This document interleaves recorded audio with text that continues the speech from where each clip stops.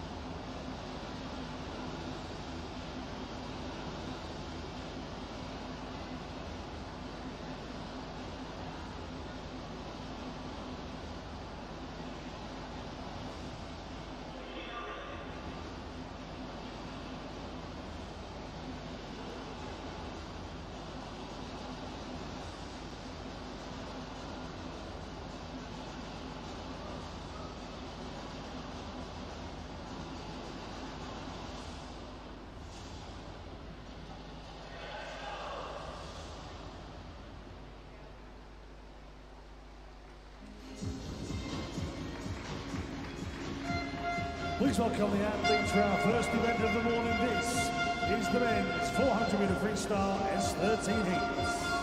Nós temos nadadores para a primeira prova de hoje, os eliminatórios dos 400 metros livres masculinos, classe S13.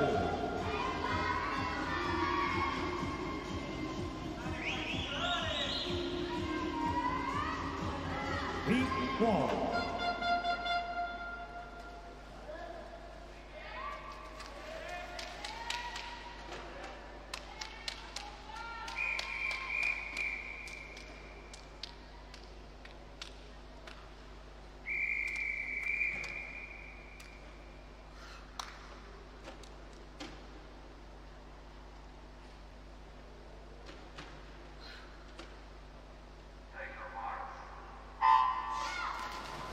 Início da primeira eliminatória na pista 2, temos Griswold de Singapura, na pista 3, Juan Ferron, o espanhol, na pista 4, aquele que é medalha de grupo dos campeonatos do mundo de Londres e também dos Paralímpicos de Tóquio, Alex Portal, na pista 5, Genki Saito, o japonês, e depois na pista 6, Muzaffar Kutulkayev, o Uzbek, que tem dado grandes demonstrações de uma forma excelente. Na frente para já está Alex Portal.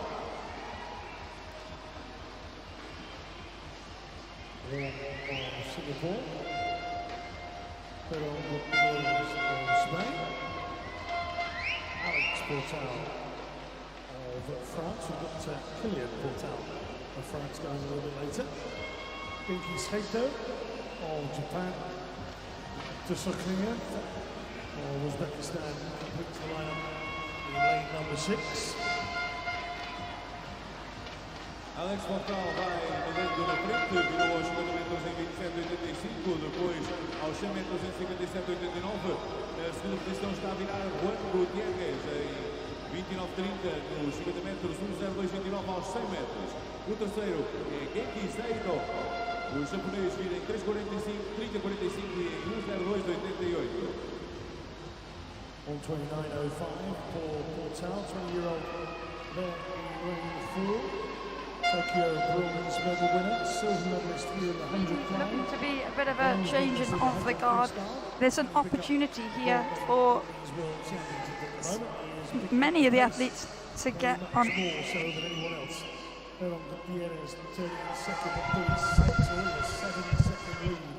For Alex Portal as they come towards the halfway stage. Alex Portal, though, he's definitely going to be the favourite for this one. World and Paralympic bronze medalist and a medalist here at these championships. They're just gone over at the halfway point in this 400.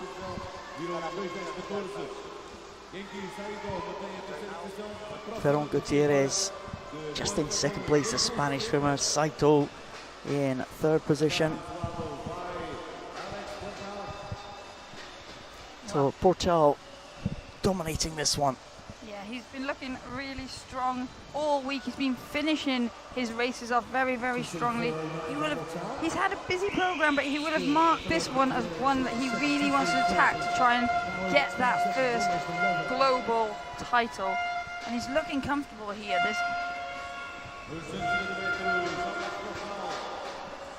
French have got big hopes for Portal. They were telling us the other day, right next to our little platform here, where a lot of people pass us on the stairs and stop to have a chat. French were saying that they're hoping for Portal to certainly get on the medal podium, maybe even take gold in this one. He's going to have his work cut out. Some fast swimmers in the next heat to come. Yeah, he can very much take the opportunity here. He doesn't have to go too fast this morning. Just swimming for position. Yeah, you can see he's comfortable. He's really stroking out. You'd expect in the final that stroke rate to increase and the leg kick to be working a bit harder. It's not necessary here. If he wins, if he knows that if he touches the wall first, obviously once the results are confirmed, barring any disqualifications, then he'll be safely into the final and position himself well for a battle tonight. But Saito going very well for Japan. He's had company all the way through from Ferran Guterres of Spain, who's these two swimmers flanking Portal, but it will be Portal that comes in to take the touch, and a comfortable 4:12.8 for him. And it is now, as we come to the finish, Seitu, who's just tried to put a bit of space between him and Ferran Guterres, and he'll come in to take that second touch in this heat, with Ferran Guterres not too far behind. 4:30 there for Genki Seitu, 4:30.45, and Juan Ferran Guterres 4:32.17. Mustafa Sunkayev is just coming in 4:36.62, as we look now to the top of the pool for the Singapore athlete. Wang Ziwei touching in 4:50.66. So all swimmers in that first heat safely home, and we'll wait for those results to be confirmed. And the French have livened up now in the stands. Their man has taken that first heat. They've got another swimmer to cheer on in the second heat as well, the younger of the two Portal brothers. But Alex Portal is someone we've kept a close eye on his progress over the last couple of years, since he almost burst onto the scene at the Europeans back in 2018. Yeah, the French are really bringing him through. He's really come of age. He's got stronger every time he's raced, and well, that's an example of nurturing a team. At para swimming, we see that a lot. A lot of athletes come to their first major championship very young, and they just gain the experience, gain the confidence, and then produce swims like this. So Alex Portal will progress into the final this evening. Just 6 swimmers in this second heat. So Portal will be safely into the final, as will Saito. In fact, there's only just 5 swimmers in this heat, so that means that Ferran Gutierrez will also progress in the second heat. He's the younger of the Portal brothers. Kilian Portal goes in lane number 3. Kirilo Garashenko in 4. Salguero Oteiza from Spain in 5. Philipp Hebmüller, 15-year-old from Germany, in lane 6. 17-year-old Sun Colin Jingguan goes in lane number 7, right down at the bottom here. So again, a number of teenagers in this heat as well, Liz. Yeah, going very well at that first turn. It is Ivan Salguero Oteiza of Spain. He leads the way, 28.53. Kirilo Garashenko, 30.02 at the turn. And it is Kilian Portal of France in 3rd position in the early stages there, 30.31 for him. Still a long way to go. That long stroke of Kirilo Garashenko just marking. He's already on the feet of Salguero Oteiza. So Salguero Oteiza making a move, but then Garashenko off that turn caught up half a body length, and he's now back to the hips of Salguero Oteiza. We know that Garashenko is in good form at this meet. We've seen him come through very strongly. In fact, him and Portal, who we saw in the first heat, Alex Portal, have both been coming through on those second 50s and getting those touches to get those medals.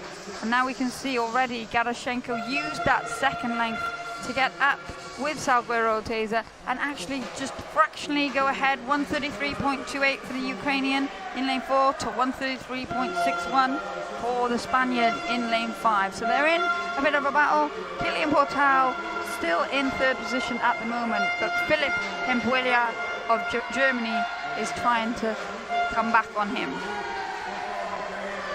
Garashenko's going to lead them into the halfway point with the lead going along nicely there, 206.28 a half, just about a second ahead of Salguero Oteiza. Just looking at the splits of the first heat, Portal significantly faster at this stage, but Garashenko, a very experienced campaigner, he'll know exactly what he has to do. Silver medalist at last Worlds. and at the Paralympic Games last year. And as you said, Liz, he's been on great form, the Ukrainian, really finishing strongly in all of his races, and he looks like he's got this one under control. Salguero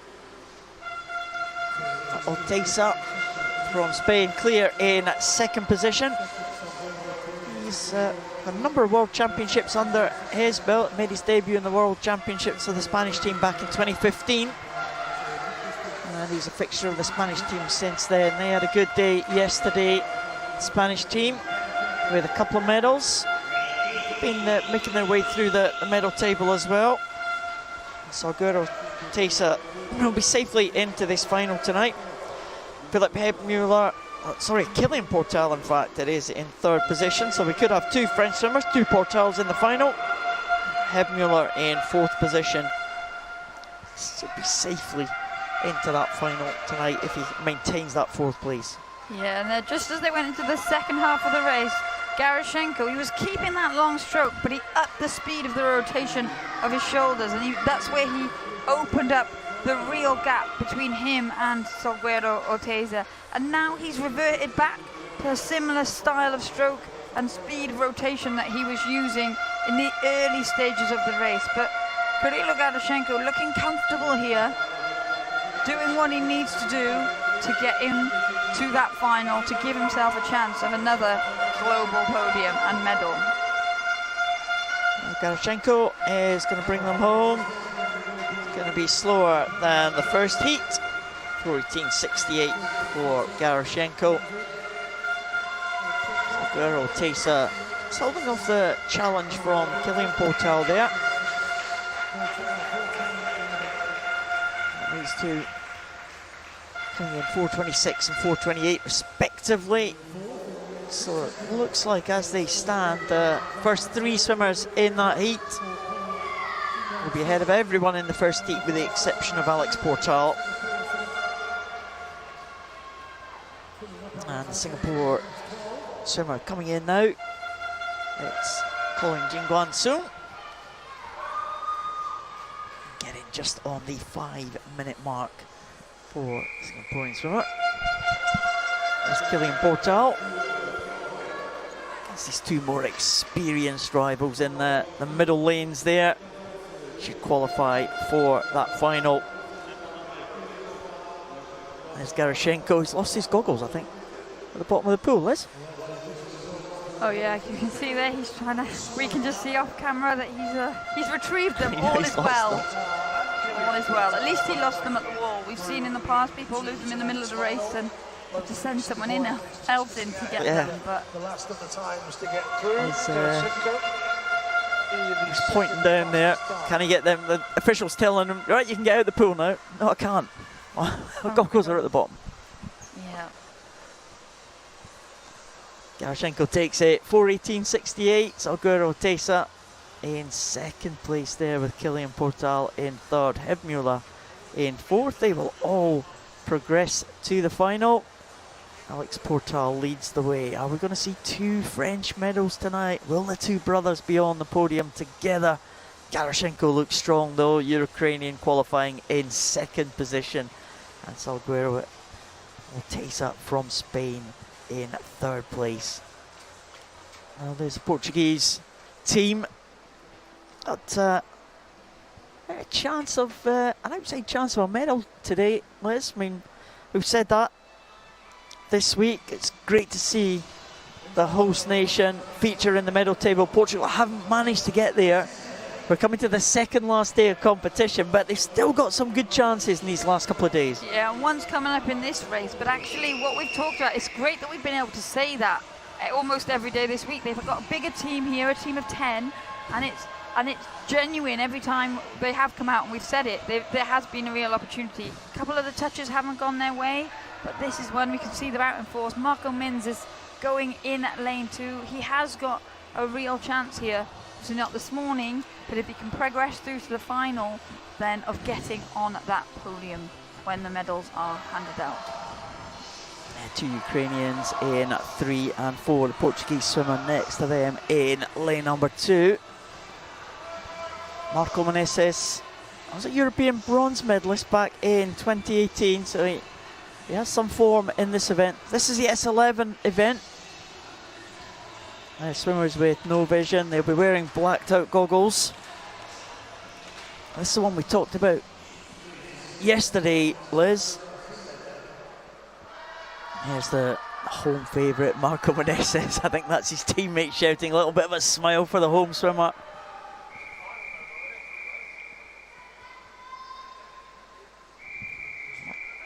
Big in-form swimmer this week, Roger Dorsmund.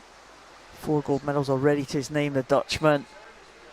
Experienced Victor Smirnoff. A multi-Paralympic medalist over the years. On 4 gold medals in Athens back in 2004, Victor Smirnoff, but the current Paralympic champion is Mihailo Serbin. He goes in lane 4, the Ukrainian. Yeah, and coming up well there in lane 5 is that black hat of the Netherlands for Roger Dorsmund, who's having an amazing World Championships here. He set himself this task of racing in a 6-event program, and he's performing very, very well indeed. He's got some championship records under his belt this week already. He's visited the podium a number of times, the top spot a number of times, and he'll be looking to cause a bit of an upset here in this backstroke event. He turns first, 33.35, with about just over a 1.5 second lead of the next closest person. Yeah, it is. The next closest is Serbin, or was Serbin, in lane number 4. Going a couple lanes up there. Looks like Capraja from Canada having a good swim. In lane number 1. In fact, might be lane number 2.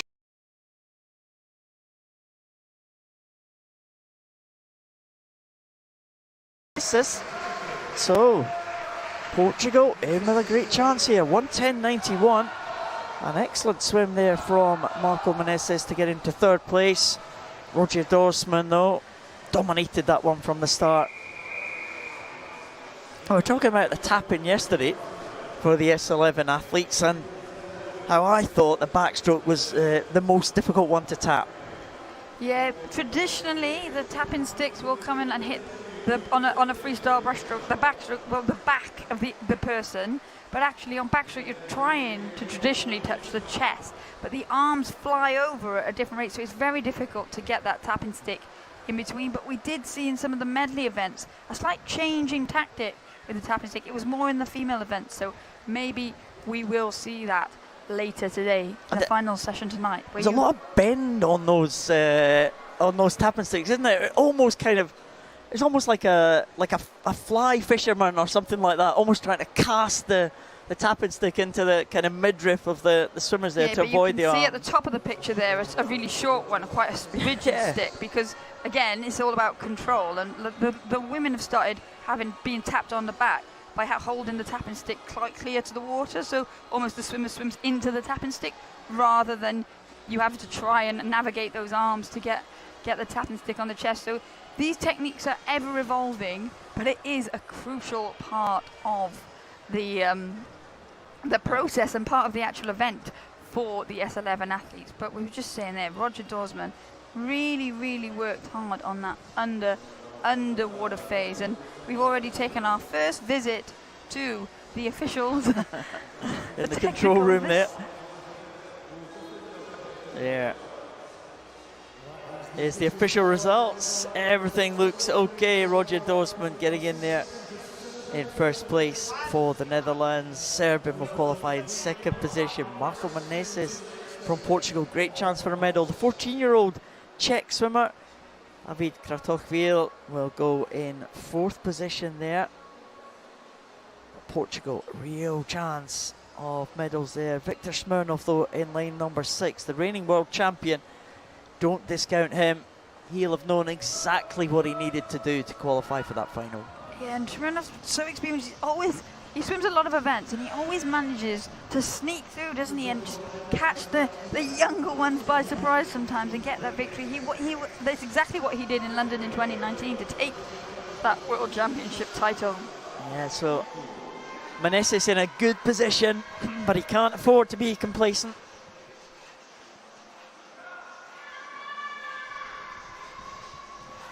The next event out is the women's 200 metres individual medley for the SM8 classification. There is Francesca Palazzo, the Italian, who goes in lane number 4. No swimmer in lane number 7, so we now are down to 9 swimmers. 9 swimmers have to go into 8 to progress to that final this evening. So experienced swimmers in the middle should be comfortable qualification for them.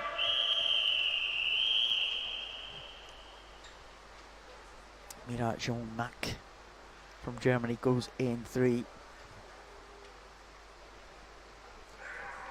This is the SM8 classification. The SM prefix indicates that it's an individual medley event. Right, fast lane 4 and 5. It's the Colombian Gonzalez Rodriguez in 5. One lane up from her is Palazzo. Palazzo, a couple of golds to her name, the 100 freestyle and the 100 backstroke. The 100 butterfly winner, Gonzalez Rodriguez, in lane 5. So 2 gold medalists already at these championships in the middle lanes. Yeah, and Palazzo's been having a very busy program, and we've seen her go out quite quickly in the heats to get herself a good lane for the final. That seems to be her technique. She turns first, 37.05. Gonzalez Rodriguez is in second, and at the moment it's Mira Jean-Mac of Germany in 3rd position. Mac's got a good breaststroke, so she'll look to be in contention here at the halfway point and then make her move. She's coming back well, strongly on this backstroke. Palazzo had a brilliant backstroke individual event, but it is at the moment Mac who's making her way through the field, and she will hit the front as we go into the 100 metres turn.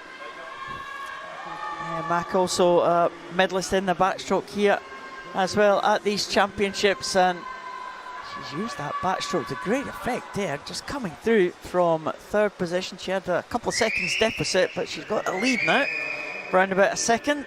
And she said, Liz, she is a strong breaststroker, as is Palazzo. And Gonzalez Rodriguez, well, probably the middle of this medley would be the weakest section for Gonzalez Rodriguez. Strong freestyler, the Colombian.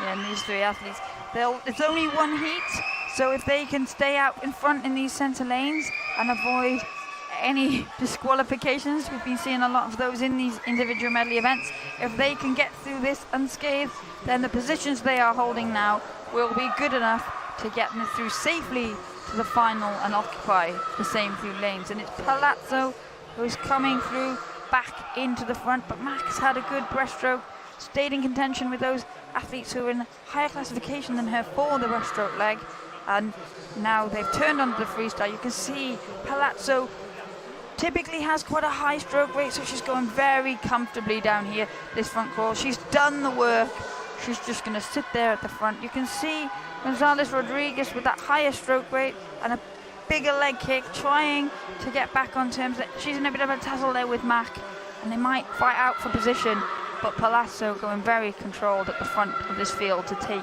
them into the wall. She certainly is, and very controlled indeed for the Italian. Just over the 3-minute mark for her. She's capable of much faster than that. Gonzalez Rodriguez just gets a touch for 2nd position, half a second ahead of Mac.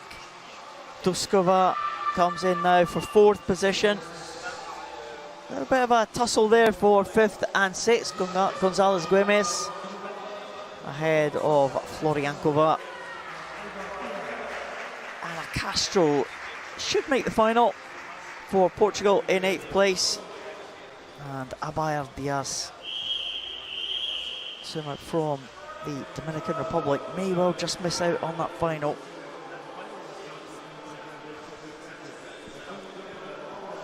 Well, that was very controlled for those swimmers at the front of the field there. Palazzo has been under the 3-minute mark this year already. Fastest time in the world, Jessica Long of the United States of America, but she's sitting out these World Championships. She'll be watching, but it's Palazzo that's here. I'm fighting for that medal, and she's gotten herself the best chance of getting into lane 4 for that final once we get those confirmed results. Palazzo confirmed as the winner of that one and only heat. Gonzalez Rodriguez in second and Mac in third position. Portugal will have another representative in the finals tonight, and that will be Ana Castro, who gets in 8th position, but Palazzo leads the way. 2 Czech swimmers in that final and a Slovakian.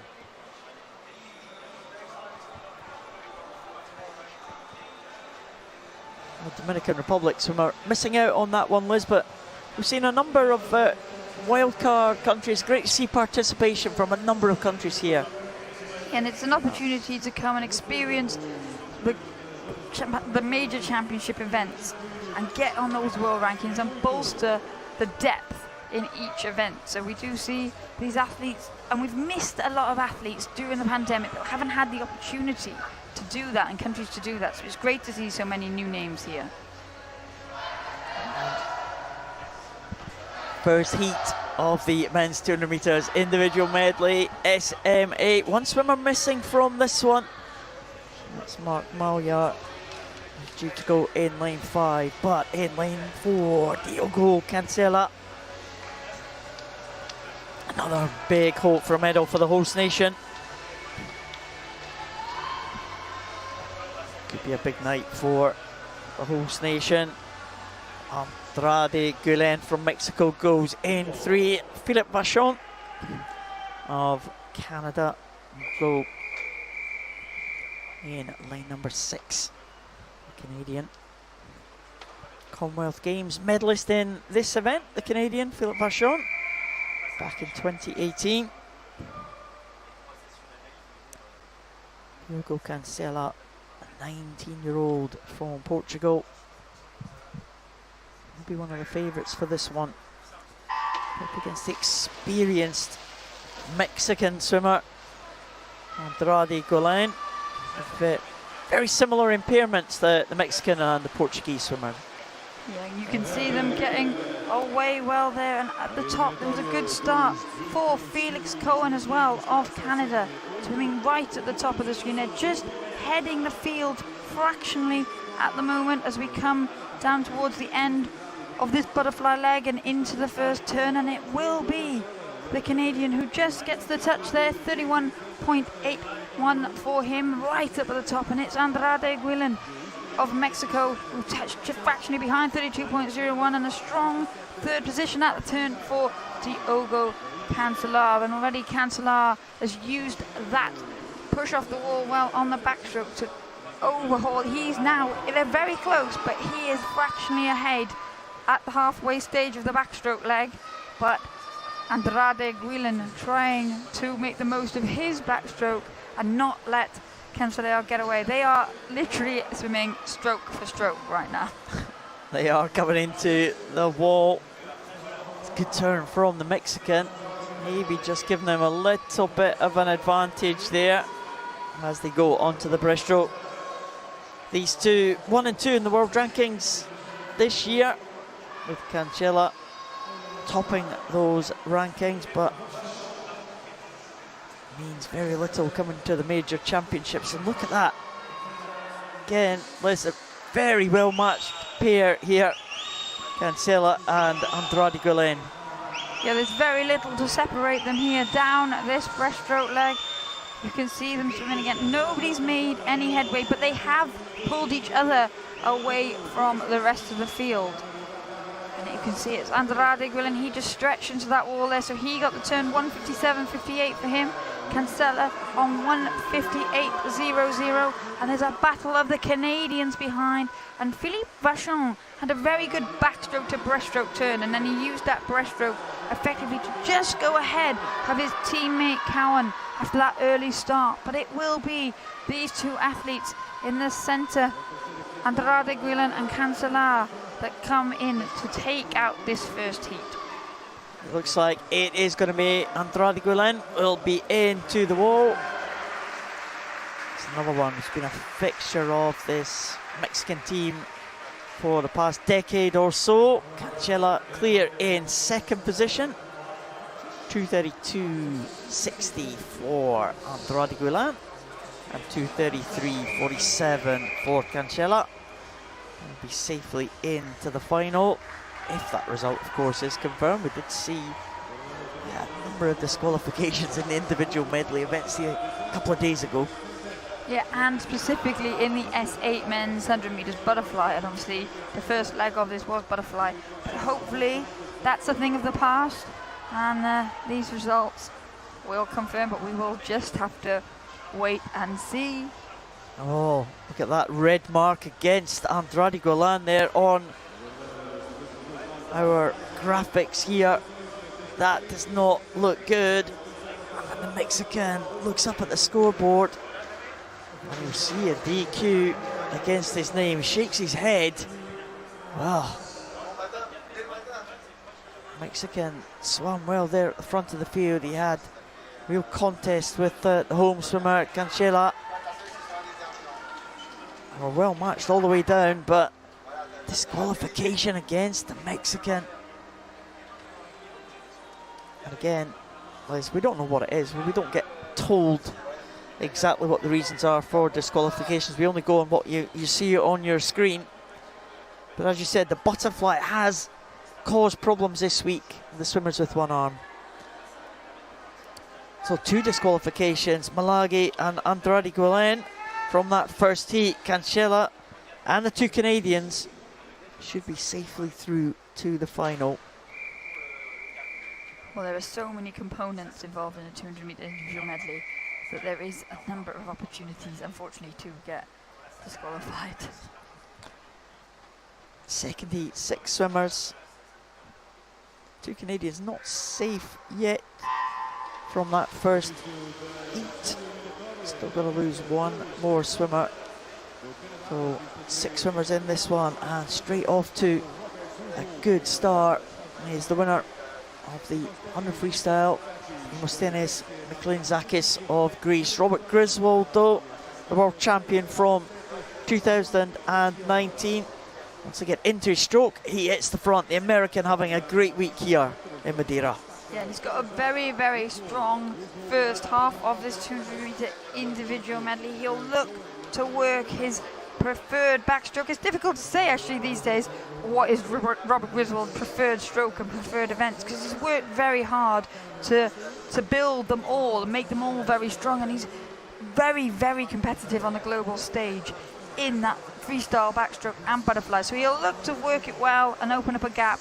His breaststroke probably his least favourite of the 4 strokes involved in the 200 meter individual medley, but he's having a fantastic meet here, and he'll turn first at the halfway point, 106.06.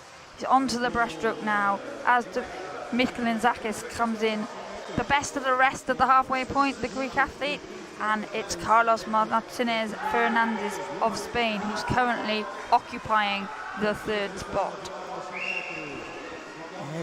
Canadian Zach Zona in 4th position. The Canadians, big presence in this one. They'll be hoping to have their all 3 swimmers through to the final. Zach Zona doing well right at the top here as the lead, well, the 2nd place, changing hands there as Andreas Onea comes back into contention. The Austrian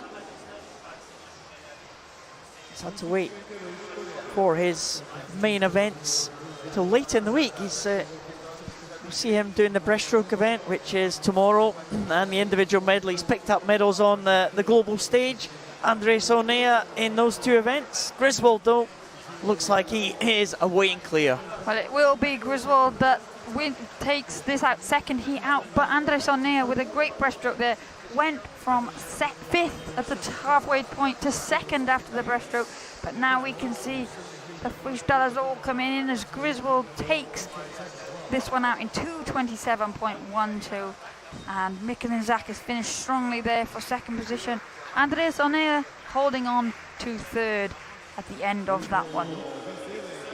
Griswold, though, looked very comfortable at the front there. Lechniak in second place, making sure of his place at the final. Yuri Semyonovs of Latvia, the last swimmer to finish in that heat. There's O'Neill. Very good middle of that individual medley list, as we said, and just got pipped by the Greek swimmer in the end. Yeah, that breaststroke is a strong weapon for him.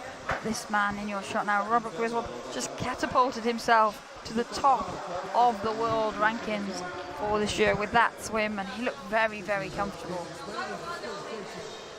Yeah, good start as we expected there for Lechniak. Once they got into their stroke though, Griswold was never really headed. He's got a couple of gold medals already to his name this week. He's looking to add another one in this individual medley. He will be the big favourite for this one. There's the battle for second and third. Lechniak taking second. O'Neill just holding off the challenge of Martinez Fernandez for third position. Zach Zona safely in fifth position, but we do have a disqualification again. The Latvian Semyonovs, they're not going to make it to that final, that DQ. As they stand, Griswold, Lechniak, O'Neill, they are the top three, and 3 Canadians make it through as well into that final.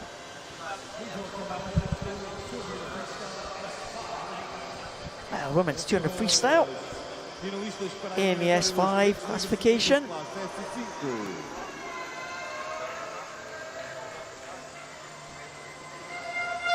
Again, as we said all week, the S5 right in the middle of the impairment range.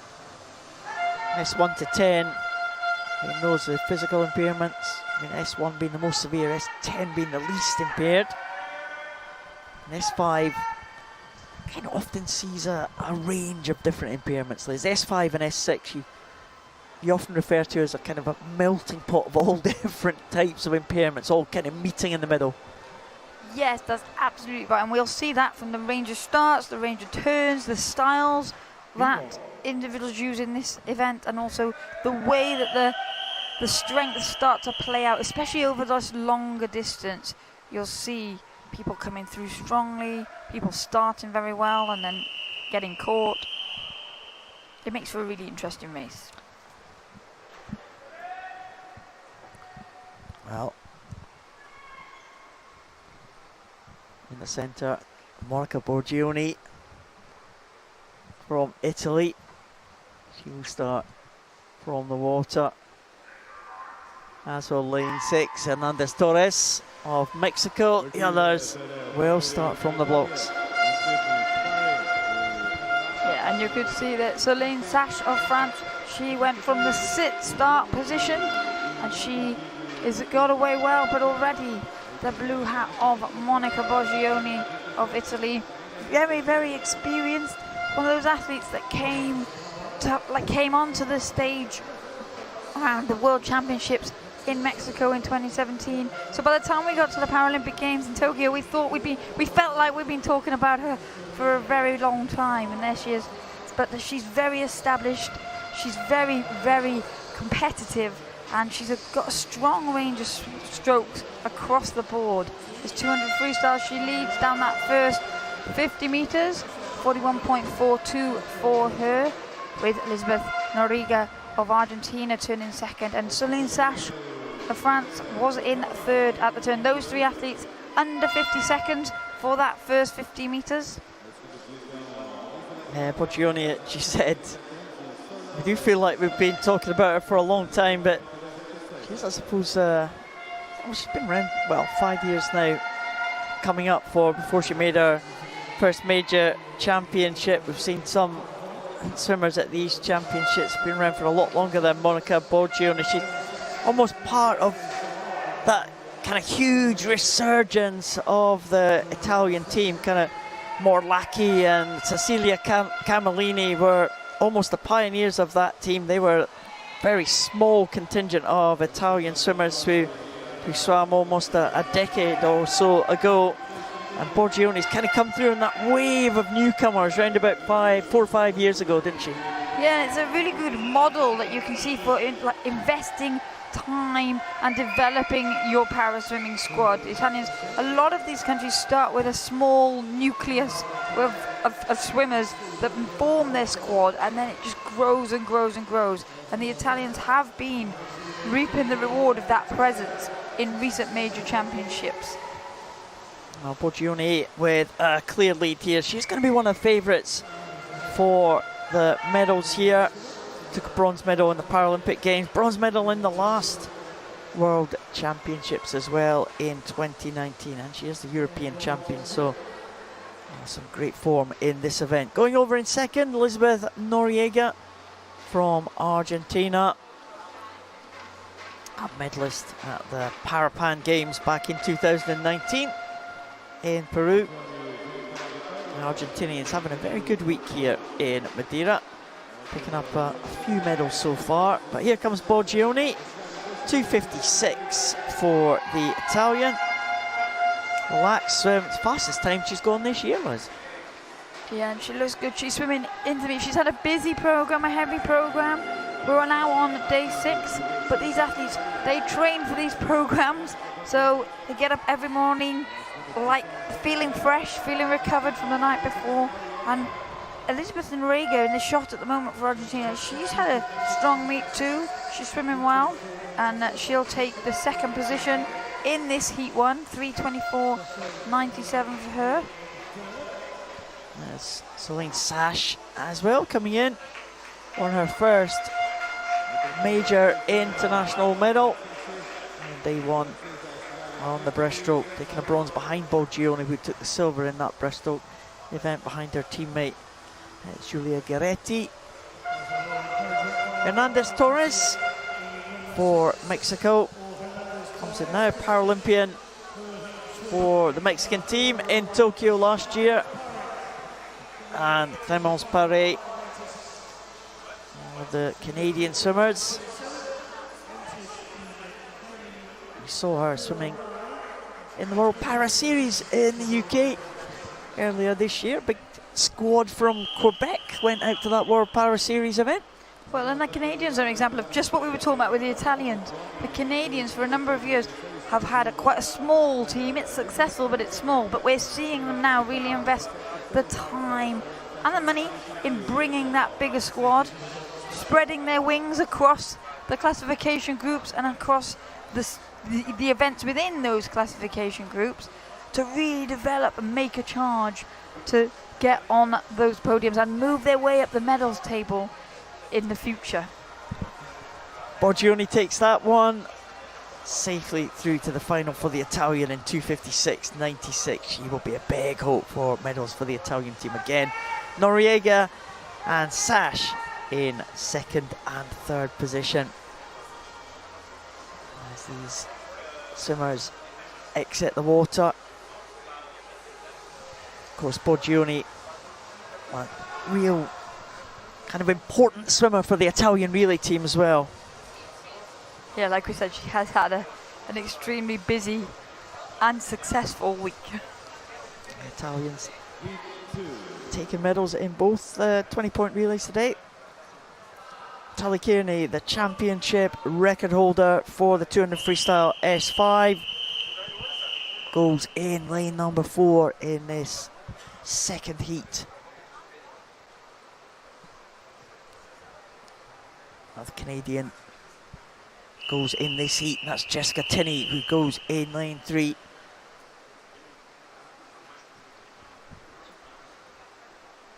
Maori Yu from Japan in lane number 5, medalist in the individual medley already this week. Tally Kearney from Great Britain has been in record-breaking form. She holds a championship record when she won the world title back in 2019, silver medalist in the Paralympic Games last year. Yeah, and she just got pipped at the touch in that Paralympic final. She took it out extremely fast. She was under world record pace at the halfway point, and she just ended up missing out. She faded in the final stage because of that fast pace, and then just got touched with that silver medal. But she's back. She'll have learnt from that. You can see here she's taking this a lot more slowly and controlled in the heat this morning. She is a very, very strong freestyler, has a disability that's meant she's moved down the classification system, down through the stages. So she started off in S10, swimming a 400 meters, and she's moved down, and that means that she's got that residual training. She's strong for this 200 meters. She prefers the sprint events, but she's actually got this. She's got that training behind her over a number of years to prepare her for these longer distances as well. But she doesn't do them that often, so she sometimes comes in as a bit of an unknown. But here, look, she's going. She'll turn first at the halfway point. We see her going over now. A time of 1:24.79. Looking comfortable, looking controlled, and going very well here is medalist from earlier in the week, Maruyuri of Japan. Again, the Japanese really starting to grow their squad. Yeah, she prefers longer distance events. The Japanese swimmer, she was a finalist last year in Tokyo, making her debut at the major championships for the Japanese team. Just missing out on the medals in 6th position in that final. And she's had a good World Championships featuring some of the shake-ups for the medals and taking that individual medal. And Tilly Kearney, though, looking very, very comfortable as she goes over that final turn, 2:11.73. She's been in record-breaking form, Tilly Kearney, this week and this year in the freestyle events, but this one, the 200 freestyle, is a very long-standing record, stood since the year 2000. Yeah, Frances Beatrice Hess has dominated the records on this one. She was a superb swimmer, and nobody's got to the point where they've challenged that world record really. But Tilly Kearney's championship record is just over 2 seconds quicker. So, and that was from 2019. So there is chance. It's getting closer. And as Tilly Kearney comes in now to stop the clock, 2:56.91, she's pretty much swum there exactly the same pace as Monica Boggioni the whole way through that race. Tilly Kearney went out a bit quicker than Boggioni in the first heat to the halfway point, 1:24 versus 1:26. But at the third turn, they were both on 2:11, and then at the finish, they're both on 2:56. So they've set up a battle, but a great swim there as well for Maruyuri to take that second position in this one. She'll be feeling confident ahead of the final tonight, and maybe that battle at the front will push us closer to that world record mark. Yeah, very possibly. Boggioni and Tilly Kearney all set up for a head-to-head tonight in the final.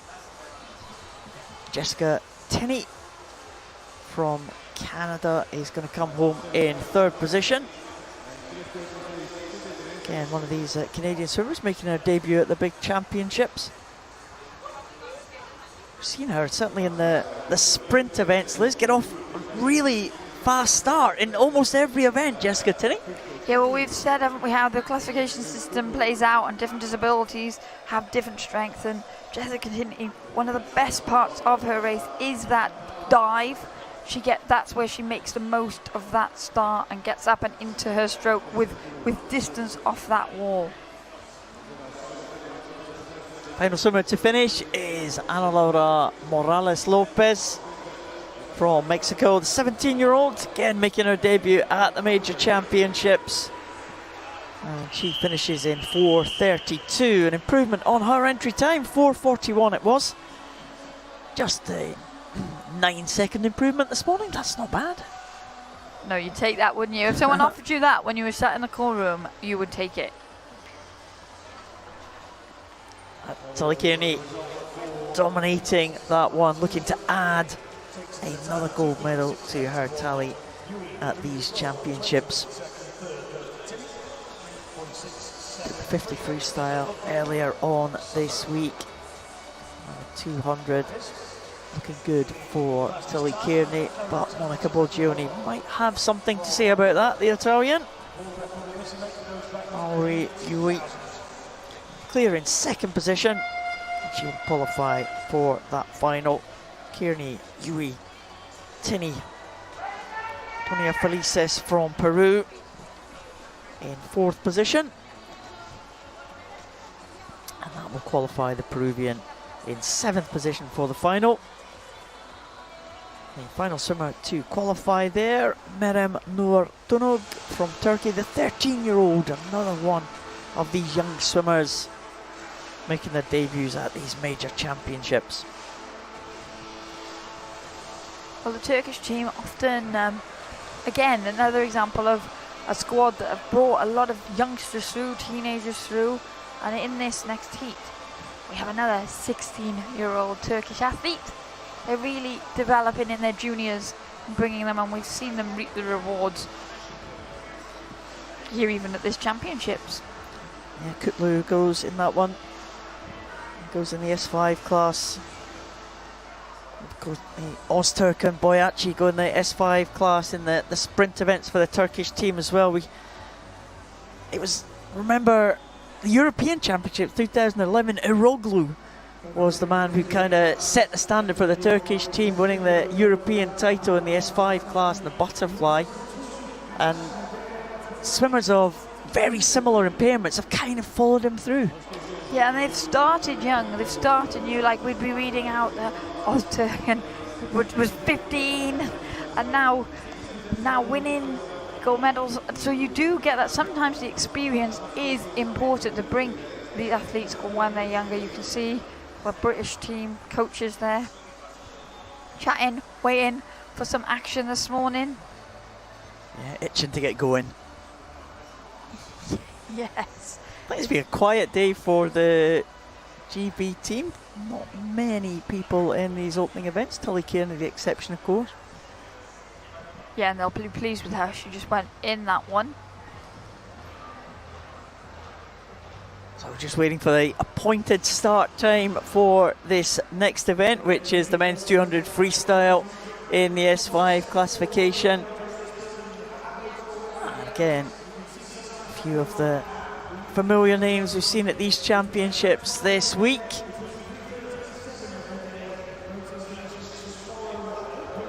And one more day to go tomorrow. We're on day 6. You can hardly believe it, Liz. We're on day 6 already. I know, and some athletes have had to wait all week for their main events to come around, and there in the shot is Susanna Vegas. We've seen her in the water, the Portuguese home favourite a couple of times, but her main event still to go. She'll be waiting on that one tomorrow. Oh, last day. 50 freestyle for the Portuguese team. She's kind of been the poster girl for the Portuguese team this week. She's been featured in a lot of the videos for these championships, and let's hope we can get something for the host nation in these last couple of days. There's a lineup for the first heat of the 200 freestyle in the S5 classification. There's a 16-year-old Turkish swimmer going in line number 5 next to Anthony Pons Bertran of Spain. Took the gold medal yesterday in the individual medley event. He'll be hoping to add another gold medal to that tally. He's a silver medalist at the Paralympic Games and at the World Championships last time out in 2019. There's Pujit and Jayafom from Thailand. Again, another Paralympic and World Championship swimmer for Thailand. There's Kutlu, the youngster from Turkey, Paralympic Games finalist, I should say, in this event. 5th place in the final in Tokyo last year. Made his Paralympic debut for the Turkish team. And he was one that was kind of brought in for the relays. They had the 2 S5 women who were very strong, Boyachi and Ozturk. Eroglu was swimming last year, and Kutlu was kind of the 4th member he brought through for that relay squad initially. Yeah, and he gained a very good experience in that competition. And here he's come and he's been swimming very, very well. He's moved his times on. The favourite in this heat will be Antony Pons Bertran of Spain, but Kutlu is young, and therefore you can move these times on. You get that adrenaline rush where you manage to stay sat on the pace of somebody who's just a little bit ahead of you, and it can really drag you to some good times, even in the morning's heats. Pons-Bertrand looking very relaxed there. That close-up from him, you just see the slight bounce at the front of the freestyle. This is a great technique from the Spanish swimmer. Yeah, and you can see that, like, he's got long arms, and you can see the stretch out, but he doesn't, there's no pause, because he has no use of his legs. He can't afford to like stretch, because there's nothing then to keep him up. So he's perfected this technique so that because it's hard to slow down your stroke when you don't have a leg kick, because so often, typically, non-para swimmers would use their leg kick to dictate the speed at which their stroke moves. But Pons-Bertrand looking very comfortable here. He's another athlete. The back end of his program, second half of the week, seems to have picked up the pace a bit and got a bit busy. But you can't do anything about that. The schedulers, you can't write to the schedulers and be like, can you please move my event? So he's built in through the week, and he's looking comfortable here as we come down to this third and final turn.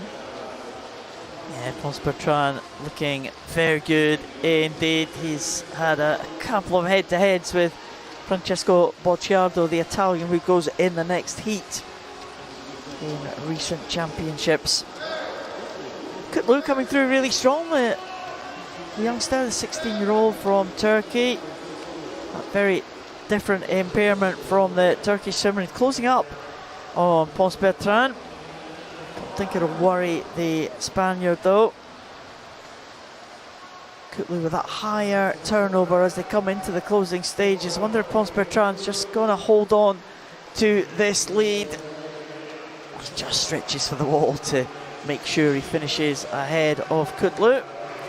Pons-Bertrand takes it 2:46.37, half a second ahead of Coral Berkin Kutlu. It is Ang Chayafom from Thailand in third position. Lergios from Greece in fourth position, and fifth place Lee from Malaysia. But Pons-Bertrand, well, not giving much away in that first heat, Liz. No, he's from a very controlled, strong heat. Did exactly what he needed to do there. As you said, Paul, he'll know that he's in for a battle tonight, assuming everybody makes it through these heats unscathed. And you've got to say, in a busy program, you've got to conserve your energy and swim smart. And that's exactly what Anthony Pons-Bertrand did there. He certainly did. Stretching away from the field in the early stages. He wasn't worried about the young Turkish swimmer coming back in the closing stages. He had it all under control. Just held off the challenge to take that first heat in 2:46.37. Kutlu in second, and Anjayafom in third position in that one. So 2 swimmers on the 2:46 range. Should be safely into the final, but it is of course the fastest 8 times, and 8 swimmers are due to take the start in this next heat number 2. Thai swimmer in good position though. It's important to get that third place. Fourth place swimmers quite often on the just on the borderline of making it in to the final as well. It's always a nervous wait if you finish fourth in the heat. Third is always much better. We don't, oh well, 2 swimmers not taking the start. 2 Colombians who performed so well earlier in the week in the breaststroke events. Well, I was just about to say that this next heat is a full heat, so that those positions are even more important. But they've become a little less important now that we've swimming with six swimmers in this one. But again, you don't want to be on the wrong end of the touch and be the person who just misses out when it was a tactical error. If you do a best time and you miss out, then so be it. You can be proud, you can go home, you've done all you can. But if you get the tactics wrong, then it's very hard to take that when you walk away from it and you watch the final in the evening. But we can see already in this heat Francesco Bocciardo, different style to Anthony Pons-Bertrand from that first heat. Not so, like, Pons-Bertrand had that glide that we were talking about that kept his stroke moving, whereas Bocciardo uses the constant rotation to keep his body moving through the water. So he does have sometimes a slightly higher pace in these early stages, but going well as well. One lane closer to us is Luis Huerta-Boza of Spain, who has a similar impairment style to Corel Kutlu that we saw in the first heat for Turkey, and it will be Bocciardo at the first turn. I said 1:16.4 at the halfway point for him. I did say he has that higher pace than Pons-Bertrand. Pons-Bertrand turned in a 1:22.6 at the turn, so Bocciardo swimming more quickly here. He is the world record holder, he is the championship record holder, and he will be the favourite. He's the Paralympic champion, he will be the pre-race favourite, and here he's showing why. Yeah, absolutely. Great record in this event over the last couple of years. Pons-Bertrand's been really the only man to challenge him in recent times. He's won the world title, 2019, the Paralympic title last year in Tokyo. Twice he has been European champion. So he's won all the major titles. He is the world record holder. He's right at the top of his game here. In second place it was Huerta-Boza from Spain. In third place the vastly experienced Sebastian Rodriguez. Great to see him here at these championships. The oldest man at these championships, we think, Sebastian Rodriguez. Yeah, and I remember him winning the World Championships at my first World Championships in 2002 in Mar del Plata in Argentina. But coming in to the finish will be one of the favourites for this World Championships. The event here, Francesco Bocciardo there, stopping the clock, 2:34.85. And it will be Luis Huerta-Boza, the first of the Spaniards, home in 2:48.36 to get that second touch. And it is the experienced Sebastian Rodriguez there, just holding on for that third turn, just dipping under that 3-minute mark. 2:59.85 for him, with Portuguese swimmer Ivo Rocha in fourth position. It's an 8th World Championship for Sebastian Rodriguez. What a great record he has had over the years. He dominated the freestyle events when he first came onto the scene, didn't he?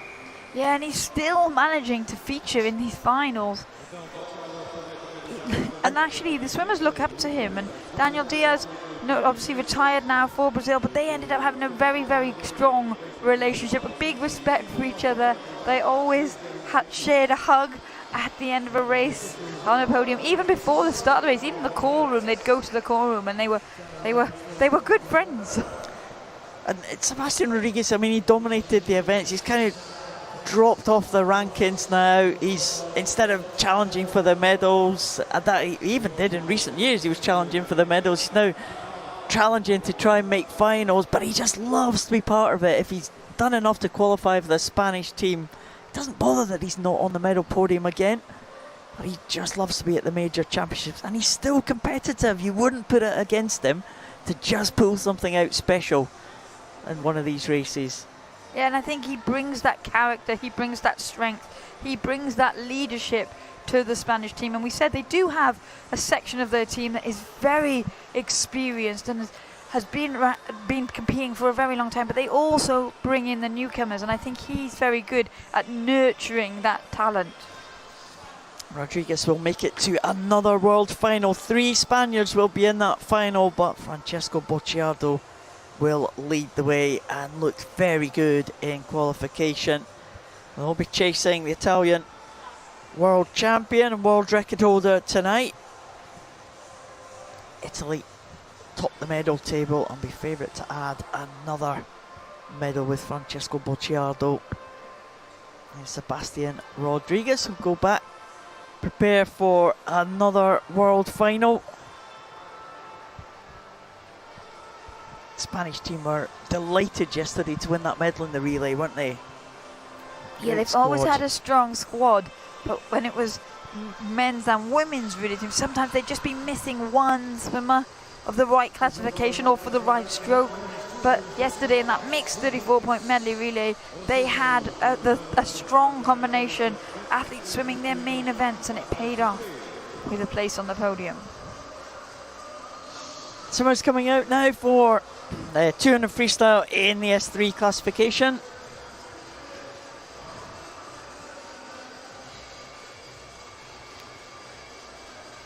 Well, no Diego Lopez Diaz in this one for Mexico.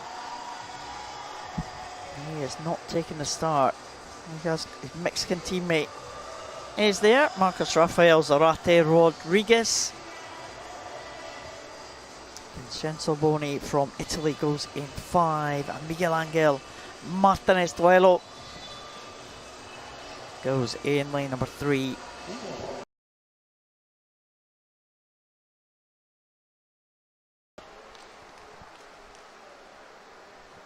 This is the S3 classification. So again, it's down towards the most impaired side of the classification spectrum. Zarate Rodriguez, his first major championships.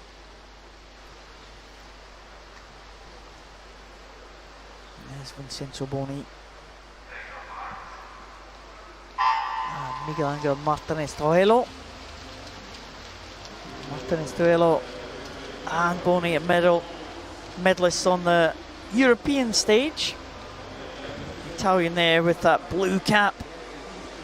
And Zarate Rodriguez. Again, the Mexicans just seem to just keep producing swimmers in this S3 classification. He's a relative newcomer, but alongside a couple of very experienced teammates from the Mexican team. Yeah, and he started very, very well here. You do see that, again, we said, like, strength and depth. We see certain countries really excelling and dominating in certain classification groups and being able to field some very strong teams.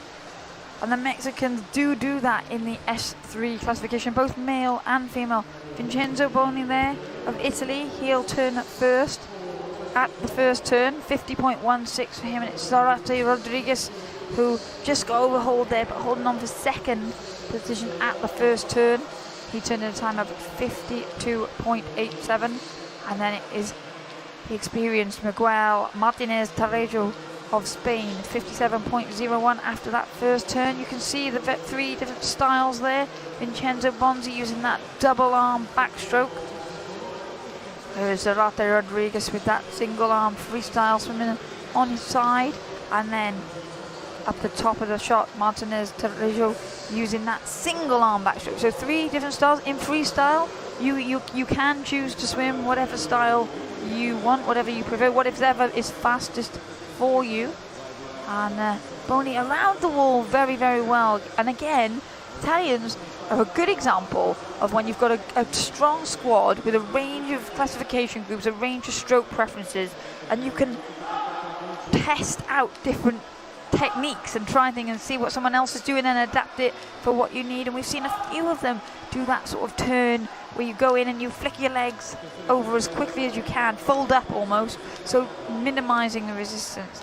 And Boni looking very strong here as we go down a third of 4 lengths for these swimmers. Zarate Rodriguez holding on to that second position at the moment. You can see though his rate starting to slow down. He had a very strong first half of the race. Hopes that he's done enough then for the chase impact run out of pool. But Vincenzo Boni, that's not his style. His style is he maintains that stroke rate, and he actually then changes his stroke completely. And you can do that at the end of every length. We do see it in the lower classification groups. Sometimes they might dive in and then go onto their back and do a length of backstroke, switch onto a length of freestyle. And you can see Boni has switched to that single arm backstroke now for his final stroke. Boni doing that single arm backstroke, alternating arm backstroke, that was the kind of technique that we're used to seeing him at the major championship, but he's reverted to the double arm backstroke here. And again, as you said, Liz, it's kind of trial and error, I suppose. Just trying out things, see which works for you. And obviously that double arm backstroke has been more successful in the shorter events for the Italian. He switched there for that final length, still looking pretty strong. As he goes in 336.36. He would be a big hope for medals tonight. Good tussle for second position. Looks like the Spaniard is going to take this one. A good finish for him. Martinez Toello, a European bronze medalist back in 2018. He's been a world medalist before this event. Very successful 2013 championships. Sebastian Rodriguez in third position. We have seen him at the major championships before, actually. Sebastian Rodriguez swam in the Pan American Games. Good battle here at the top between Ioannis Kostakis and Serhii Solznev. Just won by the Ukrainian. Kostakis just missing out there by 5/100ths of a second. That was a good battle for this one. Here's the African record holder, Youssef El Said. African record stands at 4:46.78. Set that in Tokyo last year, the Egyptian. Let's keep an eye on that. 4:50, so a few seconds outside his own African record for El Said. There is Vincenzo Boni from Italy. He's blown a kiss there, the crowd. He must have heard something. Someone in the crowd. The Italians have been really good in terms of support. Certainly in the final session, they've been really loud, haven't they? Yeah, and they do have travelling fans, but they also have a very, very big squad. And so when they aren't swimming or when they've swum, they then go into the stands to support for the rest of the evening. And it does make a difference sometimes in those close finishes when you hear the noise reverberating around. Even if it's not for you, you try and pretend it is. That's what I used to do anyway. Use everything you can, Liz. Vincenzo Boni takes that one. Martinez Toello in second position with Sebastian Rodriguez in third place. One more heat to come. Now this 200 freestyle. Again, we're going to see a range of different techniques, a range of starts. Ostapchenko there. Paralympic champion. European champion goes in lane number 4. Josiah Top, the young German, has had a good week so far. This was Hernandez. Another swimmer from Dominican Republic in the outside lane.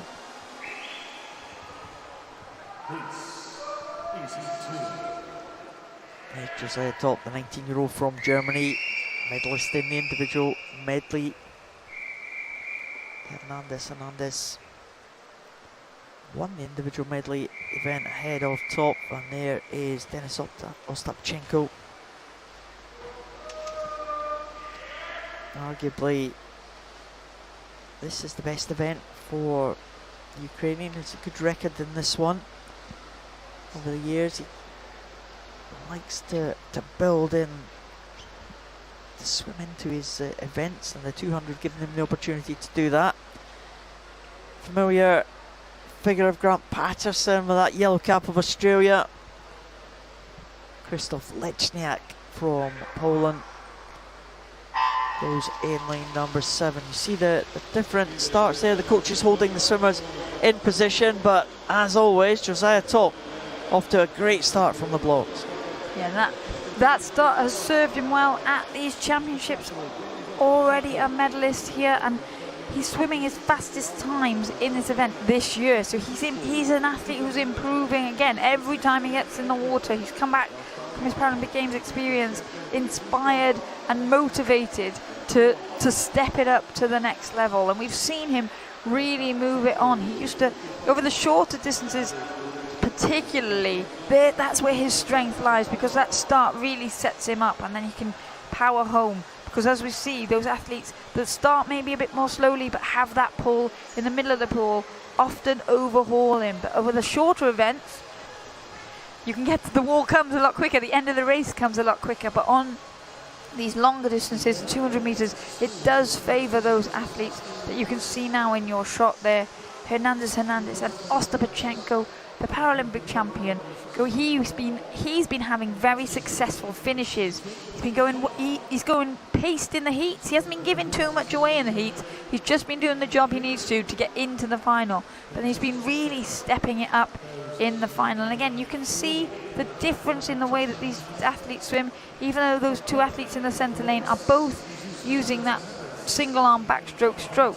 You can see Hernandez with the longer arms and a slightly bigger range, so he pulls, but he has a slower rotation, where Denis Stopchenko has to keep that rate going for the whole 200 meters, and he's worked very hard over the years to do that so that he doesn't lose pace in the closing stages. And it's Hernandez that leads at the halfway stage, 141.3 for him.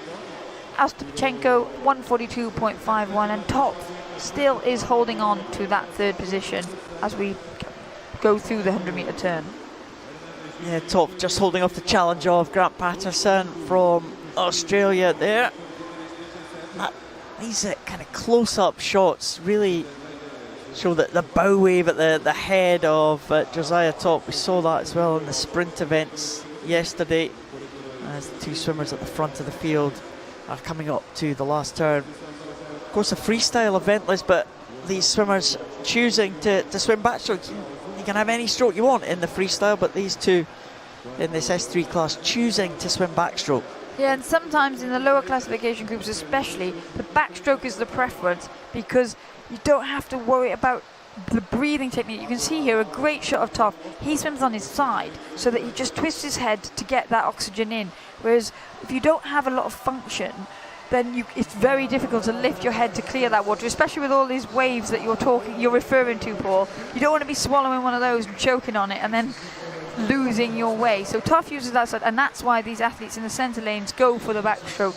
And we said Ostapchenko has the ability to pull back in the early leaders, and he did that. He's made up some ground, but now in the very final stages of the race, Hernandez has decided, I want to get the touch on this one, and he's accelerated forward again. Well, Hernandez is going to be ahead of Ostapchenko.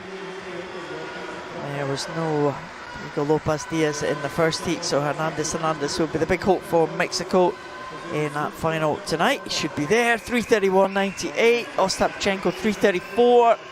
Don't think Grant Patterson's going to catch Josiah Top at the end. The German is going to get it a little bit of a spurt at the end from Josiah Top to take him into the wall. 3:55.01 for the German. Grant Patterson in fourth position in that heat. And the swimmers, Lechniak still in the water, and Lopez Fernandez as well. Just Lopez Fernandez coming up to that final turn, but here is Christophe Lechniak, swimmer from Poland. Just going to come down now to the last 10 metres. Lechniak, another one of these swimmers making their debut at the major championships. We've seen the Polish team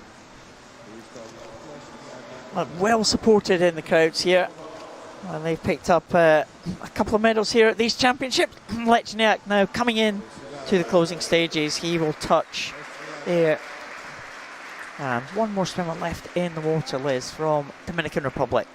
And again, we've talked about this week how the squads are growing, and the Dominican Republic is an example of they've had a few athletes come through and make those major championships, and it's nice to see that they continue to do that. They continue to grow their squad, and a lot of the athletes have got experience. They've been to championships before, but over time we continually see athletes coming through and just adding to the team. And you can see there that Lopez Fernandez's entry time is 5:39.26, so he'll be looking to that. The thing is, in this classification group, sometimes if you're having a good day, you can do huge PBs, but even if something's just a little bit off because of the function that you have, it can put a lot of time on. So that's why we see a lot of gains in this area, in these events, but also sometimes a bit more of a slower performance as well. And which is why it adds to the excitement, because you never quite know what sort of day the athletes have in when they come, and we've seen some very close battles that maybe we didn't expect. And we've seen people maybe not perform as well as we thought they might. And here you can see now, just going under the flags, it is Lopez Fernandez coming in, getting cheers from the crowd as he'll come in to touch the wall. Lopez Fernandez into the wall now. At that time, 6:23.20 for the Dominican Republic swimmer. He was a representative of his country at the Paralympic Games last year. His Paralympic debut then.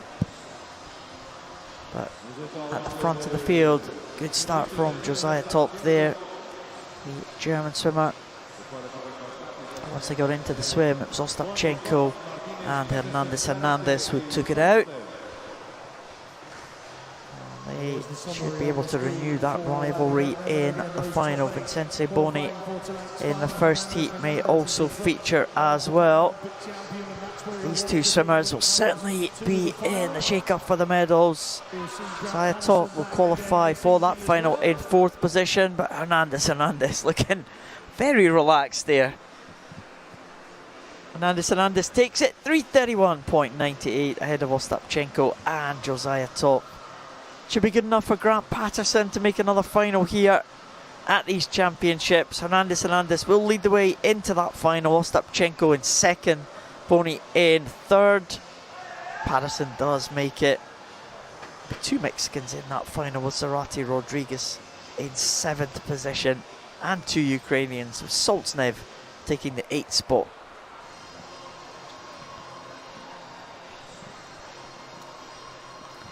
So 200 freestyle, and now the 100 meters backstroke for the S9 swimmers.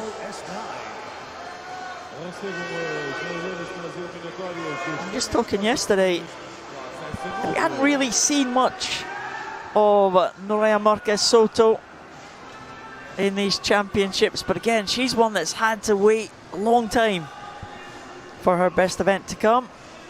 And here she is in lane number 4 of this women's 100 meters backstroke.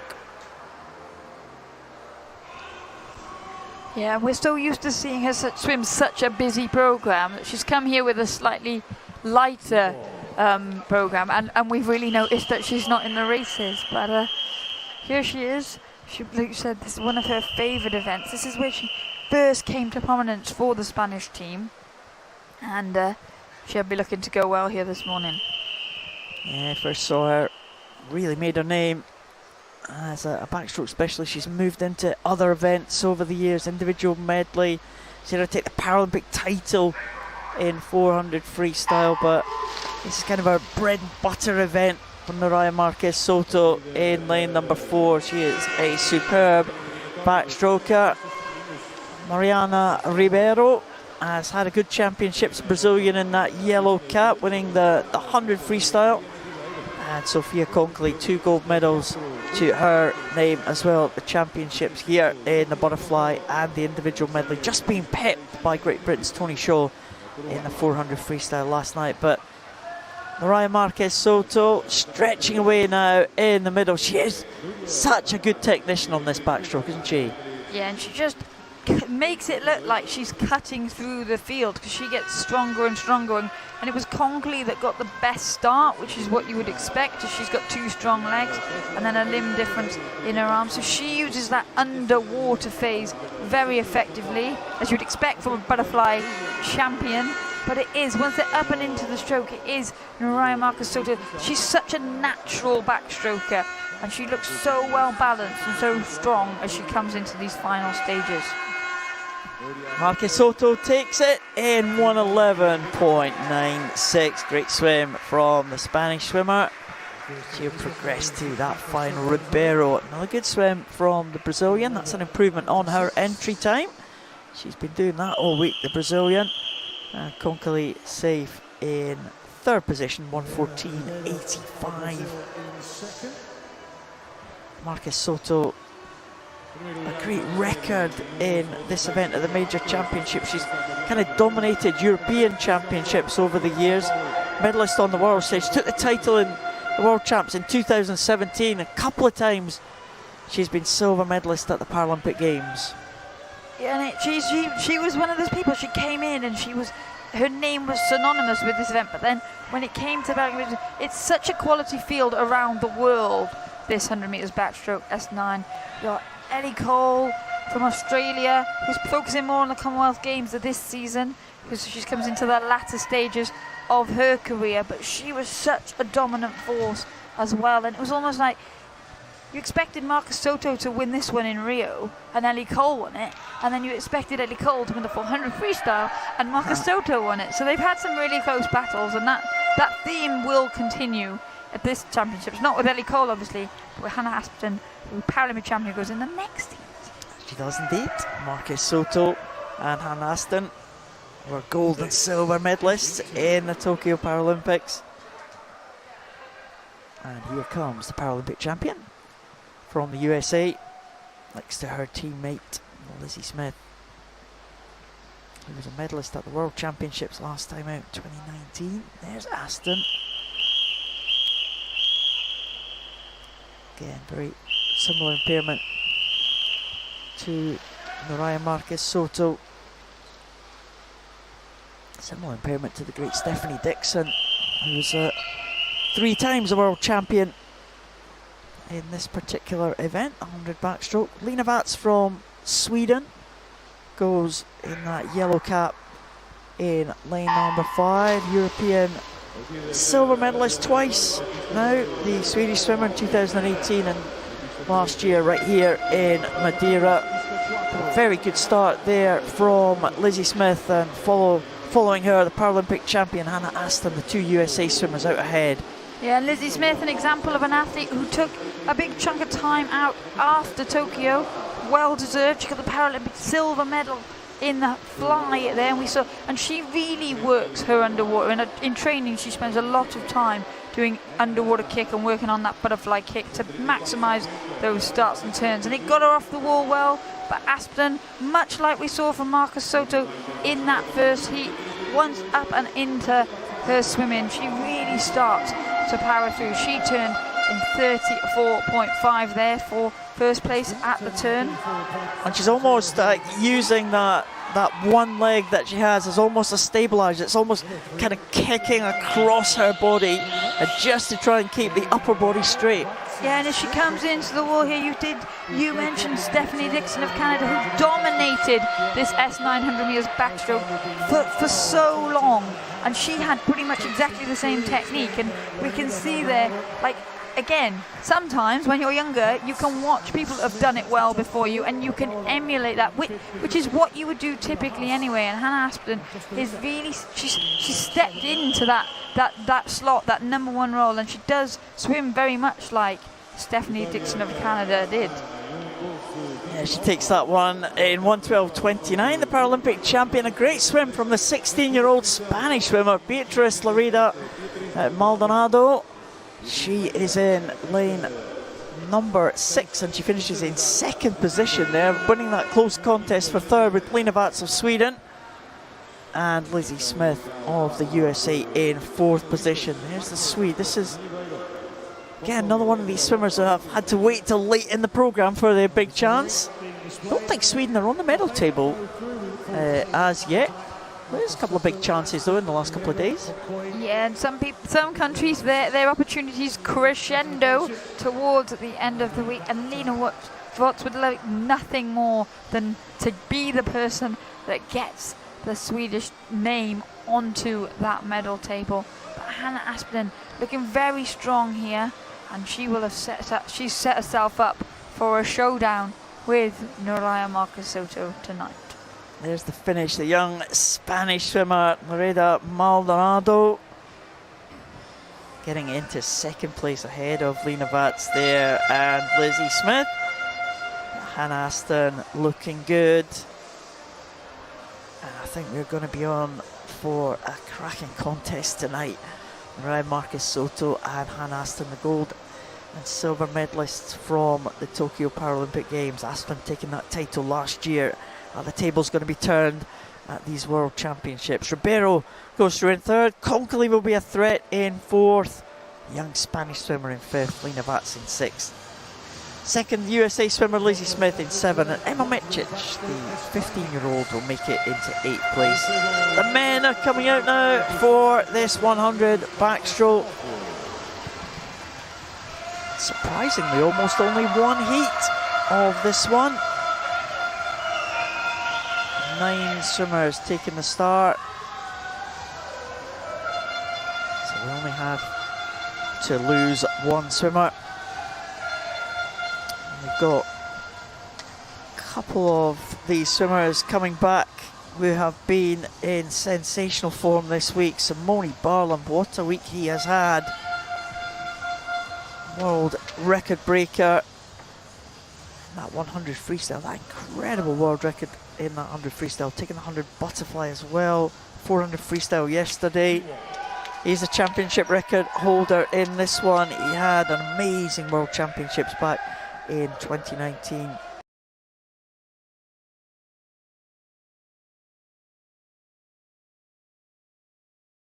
It's been right there in the mix.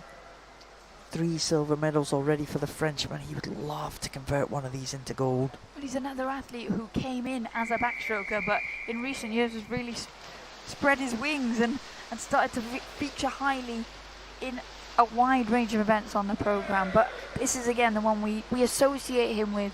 This would be the one that he would love to take out. Yeah, he won the title back in Mexico in 2017. Ugodia, Timothy Hodge, another swimmer. That incredible swim in the individual medley. Take down that long-standing world record previously held by Matthew Cowdery, his Australian teammate. Hodge, medalist at the Paralympic Games last year and at the World Championships. That yellow cap of Australia, he'll be a threat. Didier goes one lane up from that yellow cap, and as always, Simone Barlam off to a really fast start. Yeah, and this was one of those races in Tokyo that was so close. Blanket finish to get on the medals, and a couple of swimmers, Barlam just locked out there, even though he was in incredible form. And Hodge is leading, but by 0.16 at the turn, 30.30 for Hodge. But the Italian Barlam and the Frenchman Didier are in hot pursuit. The firepower in this one occupies those 3 centre lanes. Certainly does, and the spearhead almost perfect as they head down to the finish here. Hodge now being challenged by Ugodia. Barlam is going to finish in 3rd position, but it is going to be Timothy Hodge in there in that time of 102.29. Didier clear in 2nd position. A good second half of the race for the Frenchman. Barlam in 3rd position. Barry McClements from Ireland will qualify for another world final. He finishes in 4th. Lucas Mazzella finishes in 5th position. He'll be safely through, as will Sam de Visser from Belgium. Simone Cooley as well should make it into that final. Timothy Hodge looked good. Really impressed us in that 200 metres individual medley earlier this week. Yeah, we've said again, he's had so much promise. He's been there or thereabouts for so long, and it was really good to see him finally not only take that title, but as you said, beat that long-standing world record of Matthew Cowdery. That was such a quality swim that has been everyone's target since 2008, and you could see how much it meant to Tim Hodge when he touched the wall and he looked at the clock and he realised that finally it was his name that would be in the record books. His name in the record books, his name at the top of the podium for that World Championship gold medal. His first major gold medal as an individual, Timothy Hodge, and he will be heading into the backstroke final in 1st position ahead of Ugodia. Simone Barlam will be in 3rd place. Barry McClements, I said, making it into another final for Ireland in 4th place. But Barlam went out fast there, just relaxed coming back, and you're just not going to count him out of this final, are you? No, all three of those athletes that have got a chance of taking the victory. Like we always say, you got to be in it to win it. So anyone in it has effectively got a chance. We've seen some fantastic medal-winning swims from the outside lanes in the final sessions already this week. But yes, I think Simone Barlam, he has got a busy program, hasn't he? But so is Ugodia. Hodge, he swam in the relay last night. So everybody recovers differently. Some people want to just stroke it out and get through, and others actually want to test themselves and see what they've got. And Hodge looking comfortable there. It was fast, but he looked comfortable. Yeah, he's swimming with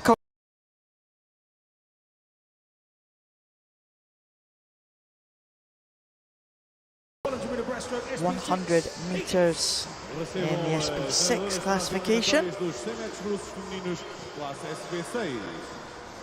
There's Sophia Herzog, world champion from 2017. Sitting right next to me is the world champion from 2006, Liz Johnson. That was a long time ago, wasn't it?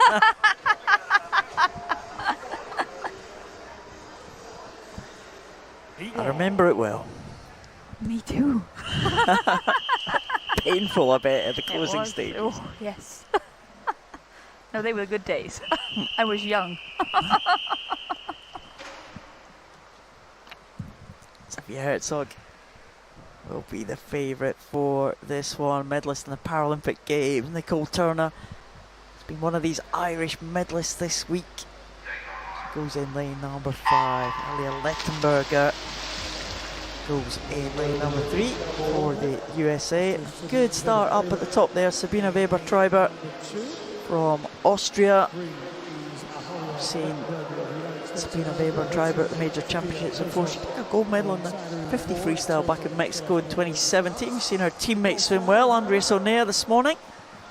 And as they get into the stroke, Sophia Herzog just heading the front. Yeah, and great to see Sophie Herzog here competing in this one. She wasn't sure if she was going to retire after the Paralympic Games in Tokyo, but she's like, no, I'm just going to come back. I'm going to take it year by year. I'm enjoying my swimming. She's swimming very well, and you can see her heading this first heat out. She is going to touch at the turn, the time of 47.04. Her compatriot, Lettenberger, just behind, 48.32, and just ahead of Nicole Turner of Ireland, who's again waiting for a main event. Swimming very well here in the ones that she has swum, but there is Sophie Herzog looking very strong, very comfortable. She got that similar stroke that we saw from Nicole Turner there, breathing every other stroke, keeping flat in the water, keep their heads down. It's been an evolution of the stroke for athletes with short stature over recent years, and it's proved very effective as they've moved the times on in this event. And she's going to come home with a clear victory in this first heat, qualifying herself for another world final, I'm sure, if that result is confirmed. It's going to be USA 1 and 2, Lettenberger and Herzog lead the way, Nicole Turner in third position. Sabina Weber-Treiber in fourth place, and another swimmer from Dominican Republic, Nebar Diaz, in fifth position. But a good swim there from Sophia Herzog, looking pretty comfortable, pretty relaxed as she exits the pool there. Yeah, that was a comfortable heat swim for her. Swimming for position again. Again, once you've made that decision that you're going to swim for happiness, it comes a lot more easier. You're like, I'm going to take every moment in. I'm going to take it year by year. This might be my last time, so I'm going to absorb everything. And you can see she is a swimmer in good spirits here this week. She swam the 50 freestyle yesterday just to prepare for this one. But this is her event. This is her main event. This is the one that she values and places on the podium. This is where she really comes into her own. Yeah, 139.75 the time.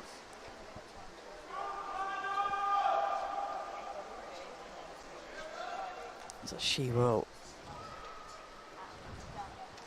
take that first heat. It's USA 1 and 2 in heat number 1. And heat number 2 on its way. Maisie Summers-Newton, the Paralympic champion. What a swim she had in the Paralympic Games last year in Tokyo to take gold. There's the lineup, 2 Canadians in this one. Camille Berube, she's had a good week so far. Great performances from the Canadian, taking a bronze medal in the individual medley. Evelyn Charas from Hungary will be strong. She's a breaststroke specialist, a Hungarian, but very close for second. But look at this from the Paralympic champion. Yeah, Maisie Summers-Newton of Great Britain. We talked about Sophie Herzog's technique in the first heat, and we could see down that first 25 metres, Maisie Summers-Newton going a similar technique out now, but in the first 25 metres, she went for three strokes per breath, and you can see how much power and speed it gives her. And look at the lead that she's opened up as she'll turn first. 42.79 for Summers-Newton at the turn. This event in Tokyo was one that she maybe wasn't going in as the favourite, but she really stepped it up and she delivered. And it was one of the performances of the entire Paralympic Games. The battle behind her is going to the wire here. Evelyn Charas of Hungary just being pipped at the turn by Camille Buruba of Canada, but now Charas is starting to come through and try and forge ahead of Buruba. But Buruba is known for a very strong finish in this one. But look at that perfect spearhead.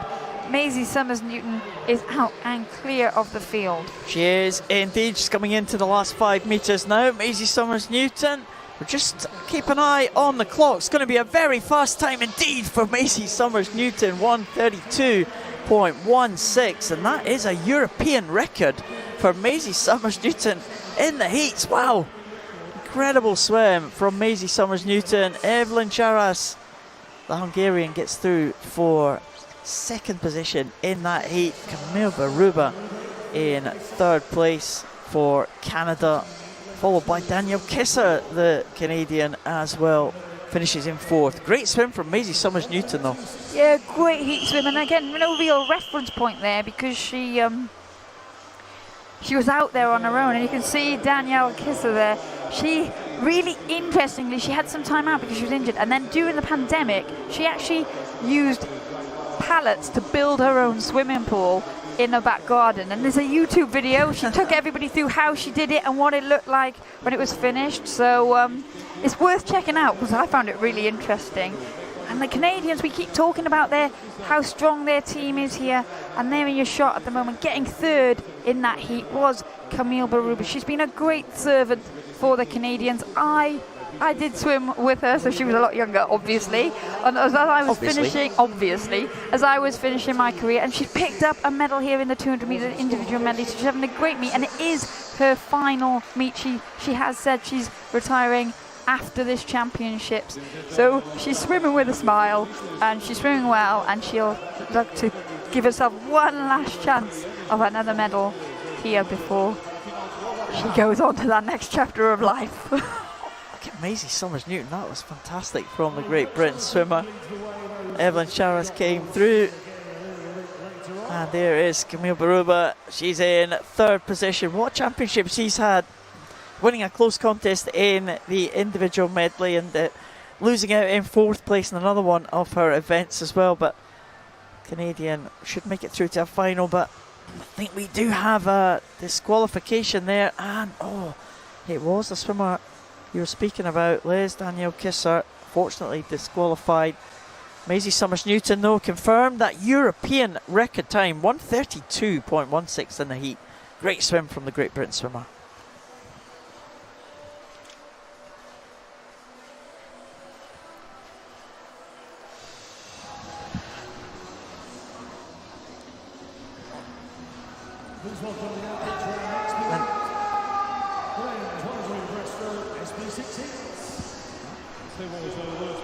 Men's 100 breaststroke in the SB6 classification. We've got 2 full heats of this one.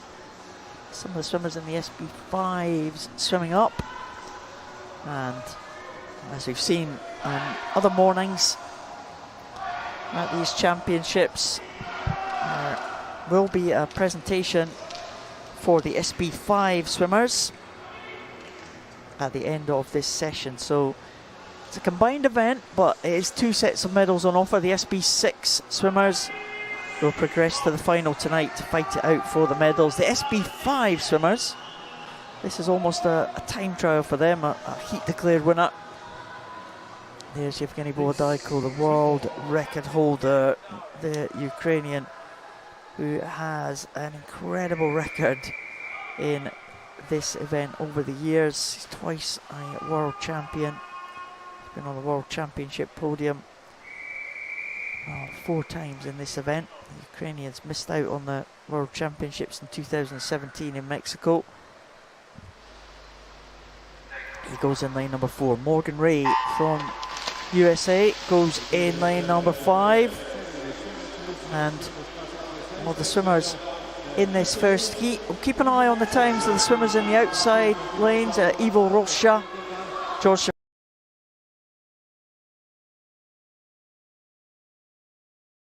swimmers. Yeah, and it was Borodaiko that got off the block well, but Morgan Ray of the USA is having a storming first 50 here. We can see the power of that white cap for the American coming through strongly. He will lead the spearhead at the turn. He had to wait a few extra days to get his World Championship campaign underway, turning their 39.30 due to illness, but he swam an impressive leg in the Americans' mixed 34-point relay team last night. He was on the breaststroke, so we got a glimpse of what he is capable of, and he's here this morning, and he's backing that up. Yeah, he certainly is. And he has taken this one out ahead of Borodaiko. Ponce Bertrand going very well, the SB5 swimmer. This will be effectively a final for the Spanish swimmer here. It's just being headed by William Perry of Great Britain. The 2 white caps are going to come home in front. I think Morgan Ray in 124. Will Perry, good swim from him, 126. And there is Anthony Ponce Bertrand of Spain. A championship record, just finished behind Borodaiko, but the Spaniard, a championship record of 126.89 in the SB5 classification. Good swim from the American though. Morgan Ray takes that first heat. A nod of approval for the American. Well, good swim there from Will Perry of Great Britain to take that second place touch. We were only talking this morning about the British record in that event that stood since 2006, those World Championships that you were just referring to.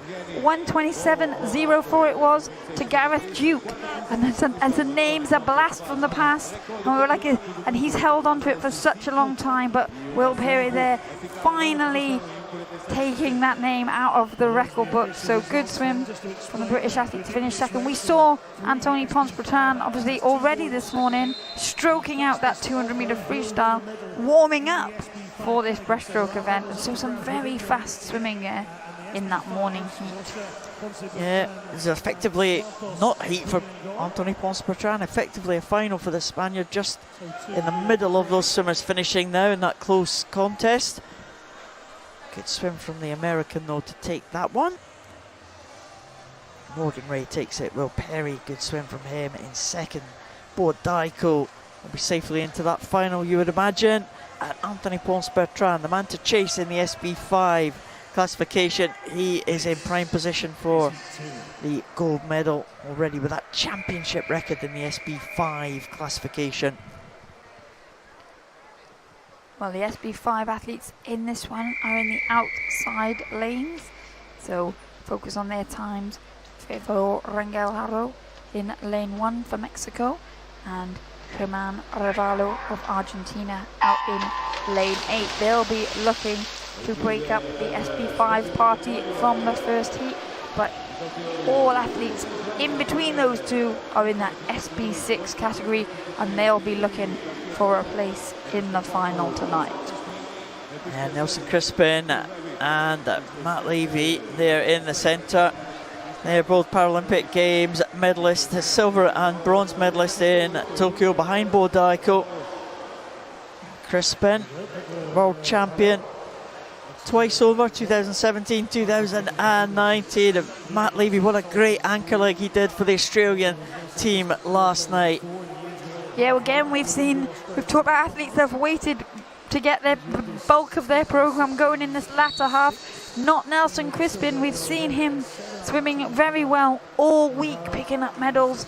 He's going very well. His breaststroke is so strong. He's had some real tussles in the years with Bo Hadaiko, but Crispin looking very well here. But Matt Levy, he has really waited for this second half of the week, and he started off the campaign very well last night with a gold medal in that relay for Australia.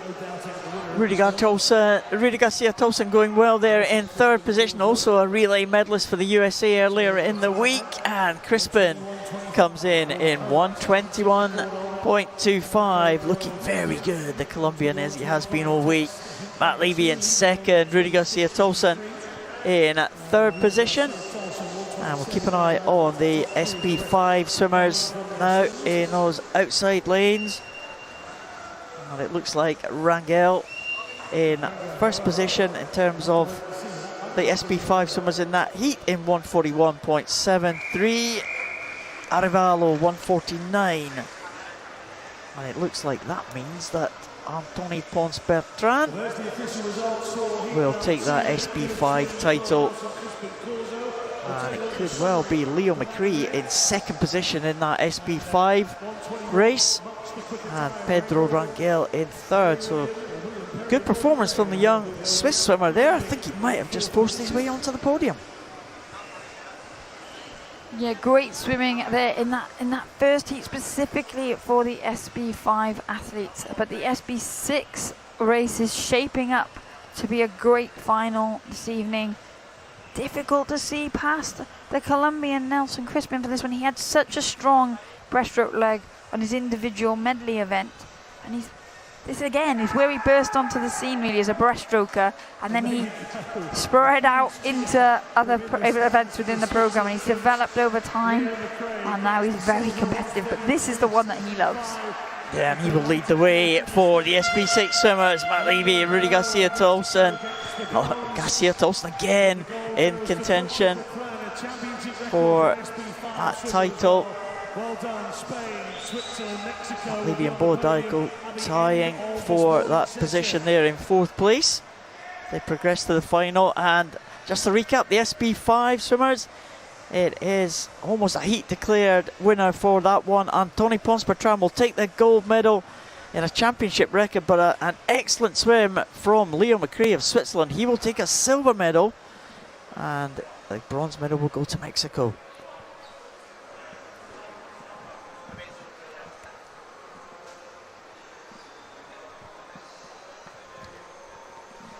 So just sorting out the medalists for that presentation that we have to have at the end of this session, and that is for the SB5 men. So stick around for that one after the swimming action has been completed. Women's 100 freestyle in the S10 classification, all no way for the heats. Straight 2 heats for this one. Lisa Kruger going in the centre lane. What a great swim she had in the butterfly.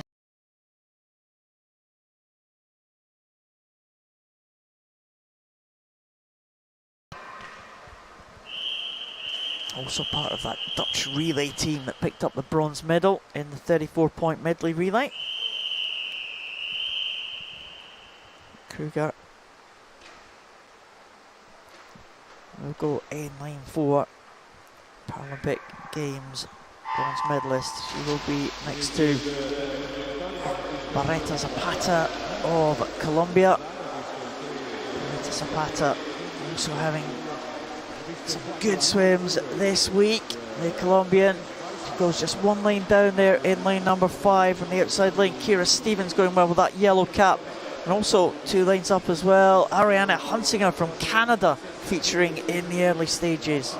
Yeah, Hunsinger swam in the relay for Canada last night, and now she's going well at the top of the picture. But it is Lisa Kruger in that centre lane that just gets her feet to the wall first, ahead of Barrera Zapata. Kruger finishes very, very strongly, but trying to get up the upper hand here. It is Barrera Zapata of Colombia who looks to be coming through quite strongly in these closing stages.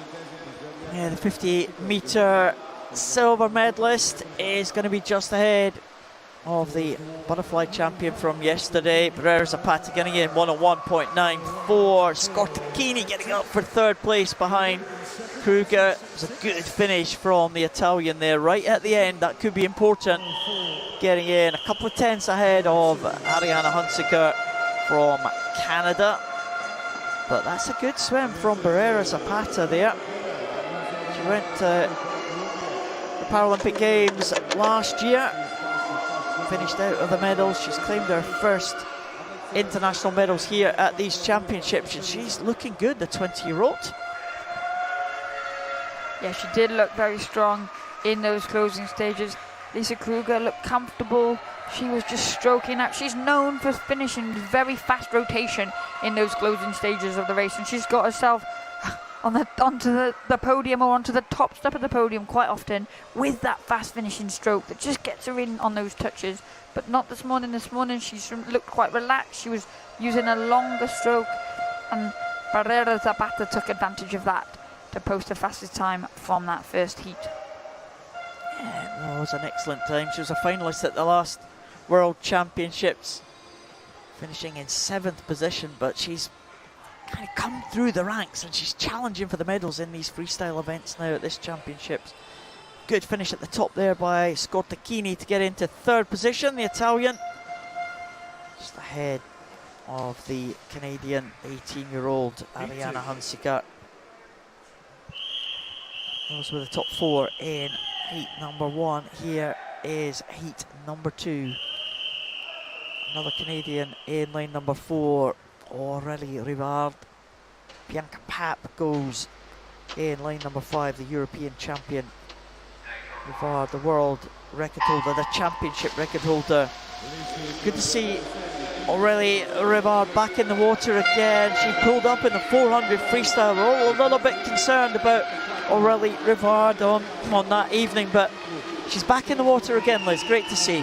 Yeah, she's recovered well. She's been supported by her team, and she had a few days out of the program to give herself time to recover, and we can see her heading the field. She is the class of this field. She's got a big advantage over the chasing pack in terms of best times, and so she can afford to stroke out this heat here, as we see her going very well. She's turning first in 30.01. Second at the turn, it was Bianca Papp, with Great Britain's Zarara Maluli in 3rd position. There in lane 3, that black hat just behind Emmeline Pierre at the moment there. This is a battle on behind, but Rivard looks to have recovered very well. She does indeed. 1 minute point 26 for Rivard. She'll lead them into the final. Blanket finish for 2nd. Bianca Papp takes that one ahead of Emmeline Pierre, who just gets in ahead of Zara Maluli, with Audrey Kim in 3rd position for the USA. But Aurélie Rivard is back. That sent a message to the rest of the field. Bianca Papp there, who took that 400. A great tussle was brewing there in the 400 between Papp and Rivard. Papp ending up with that title.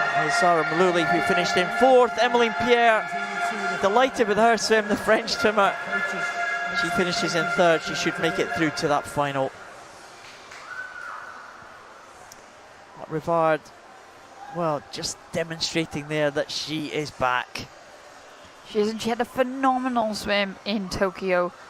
58.14, that world record that she set. She was in the form of her life. She had a brilliant 400 as well. She picked up a medal in the 100-meter backstroke. Like she got it all right in Tokyo, and she couldn't do anything wrong. And she looks in good form here. Other than that blip in that 400 meters, she's bounced back well. Really, Rivard takes heat number 2. Bianca Papp in 2nd position. Emmeline Pierre from France in 3rd place. A good swim from the French swimmer. Rivard will lead them into the final. Barretta Zabata had a good swim. Lisa Kruger looked good. Bianca Papp, oh, danger all over the pool there, but you have to say, Rivard looks very good, and she's going to be tough to beat. Yeah, she'll be the favourite. It's tight at the top, though. The nerves will be brewing. We could be in for some fireworks.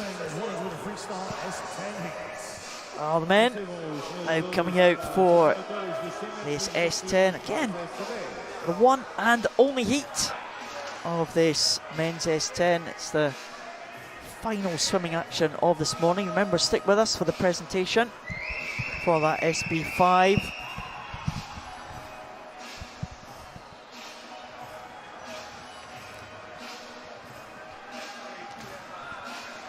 So 10 swimmers taking this one. They'll have to go down to 8. Yeah, and there is that shot. It's a full heat, so 2 swimmers to lose, as you alluded to, Paul. So sometimes we've talked about it, it's better having one heat because you can fight it out for position. You don't have to worry about what's going to happen in the second heat, but at the same time, you can't really afford to hang about too much if you're in those outside lanes. You see the outside.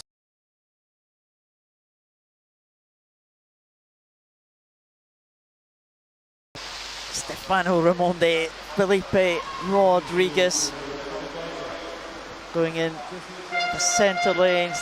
Those 3 are going to be very much the favourites when they come to the final tonight. Alano Gozalek with that red cap of Poland, but Crothers had an excellent 50 freestyle on day 1 at these championships. Yeah, Crothers has been the in-form man in these sprint events in the freestyle, and you can see him there leading the way at the turn. 25.03 for Crothers. Stefano Raimondi in second, 25.78. And David Lavec of Spain, the experienced man, turning 3rd at the halfway point. Raimondi is going to be behind Crothers. And your husband, Les, I wish we had a Comcam in here. Your gestures about your husband, Felipe Rodriguez, there, finishing safely into 3rd position there. He should make it into the final. And I think by your expression, as you're hoping he puts a bit more effort into that first 50. I wish you could see these gestures that the wife of Felipe Rodriguez is making here in the commentary position. Rowan Crothers looked good though, 51.53 for him. That's just a second outside of the world record. He looks in good shape, the Australian. He does look, and he will be the man to beat. Raimondi looking strong. Rodriguez there coming through 3rd. My gestures were because he even split his 100 metres freestyle, and obviously he's swimming with more confidence in that second 50 than I was worried he might not have, so than I had in it rather. So yeah. David Lavec into a final again, but well, Crothers. Is Mr. Rodriguez got anything in the tank? Is Rowan Crothers going to be challenged by Rodriguez or Raimondi? You got to say the big 3 are going to be very, very tough to beat.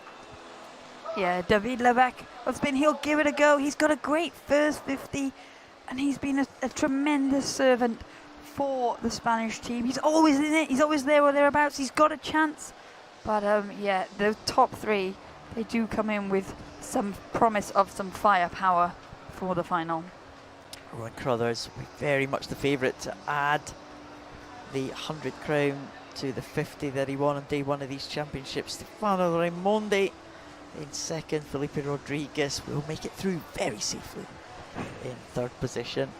There are the top 8. Justin Capps is the last swimmer in lane number 8. Well, Rowan Crothers wins the final swimming action of this day 6 heat session. Remember, we've got medal presentation to come for that SB5 race that we saw earlier as part of the SB6. So they're about to make their way out to the podium. Anthony Pons Bertrand swam really well, but we know Leo McCree very well, don't we, Liz? He's a swimmer who's based in the UK, and it's great to see him on the podium. Here come the medalists for this SB5 100 breaststroke. The medals will be presented by Regional Director for Youth. As medalhas serão entregues pelo Sr. Diretor Regional para a Juventude, João Rodrigues. The winner of the bronze medal, representing Mexico. O vencedor da medalha de bronze em representação do México, Pedro Angel Haro.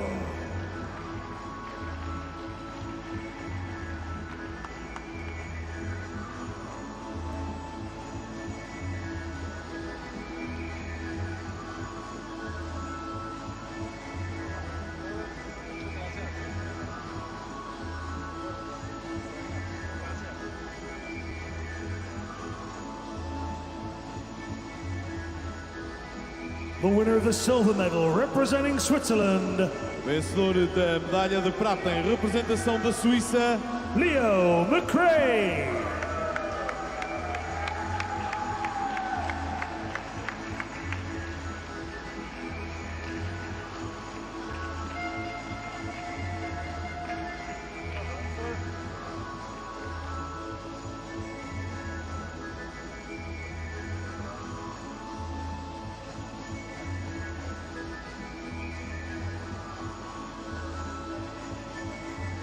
The winner of the gold medal and the world champion representing Spain.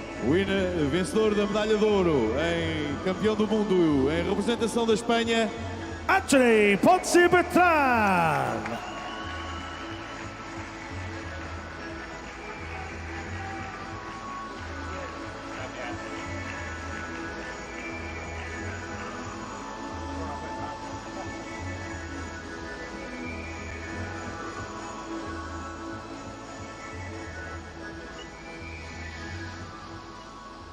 Please rise if you are able for the national anthem of Spain. Por favor, levantem-se, se possível, para o hino nacional de Espanha.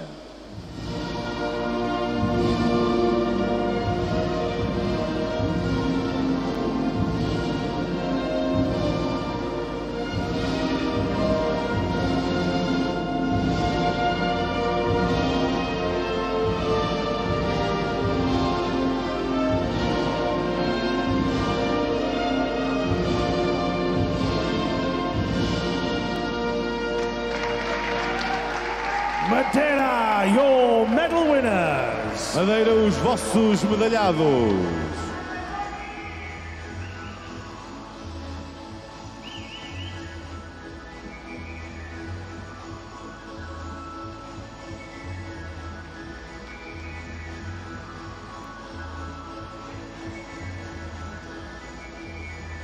Well done to the medalists there in the men's 100 metres breaststroke SB5. Another gold medal to the Spanish swimmer Anthony Ponce Bertran, following up from the gold that he won in the individual medley. Well, that's the end of this session on day 6. Another medal for Spain. That has put them up onto 5 gold medals now for the championships. Italy still lead the way. USA in 2nd position, Brazil in 3rd still, and Great Britain. Those haven't changed since last night.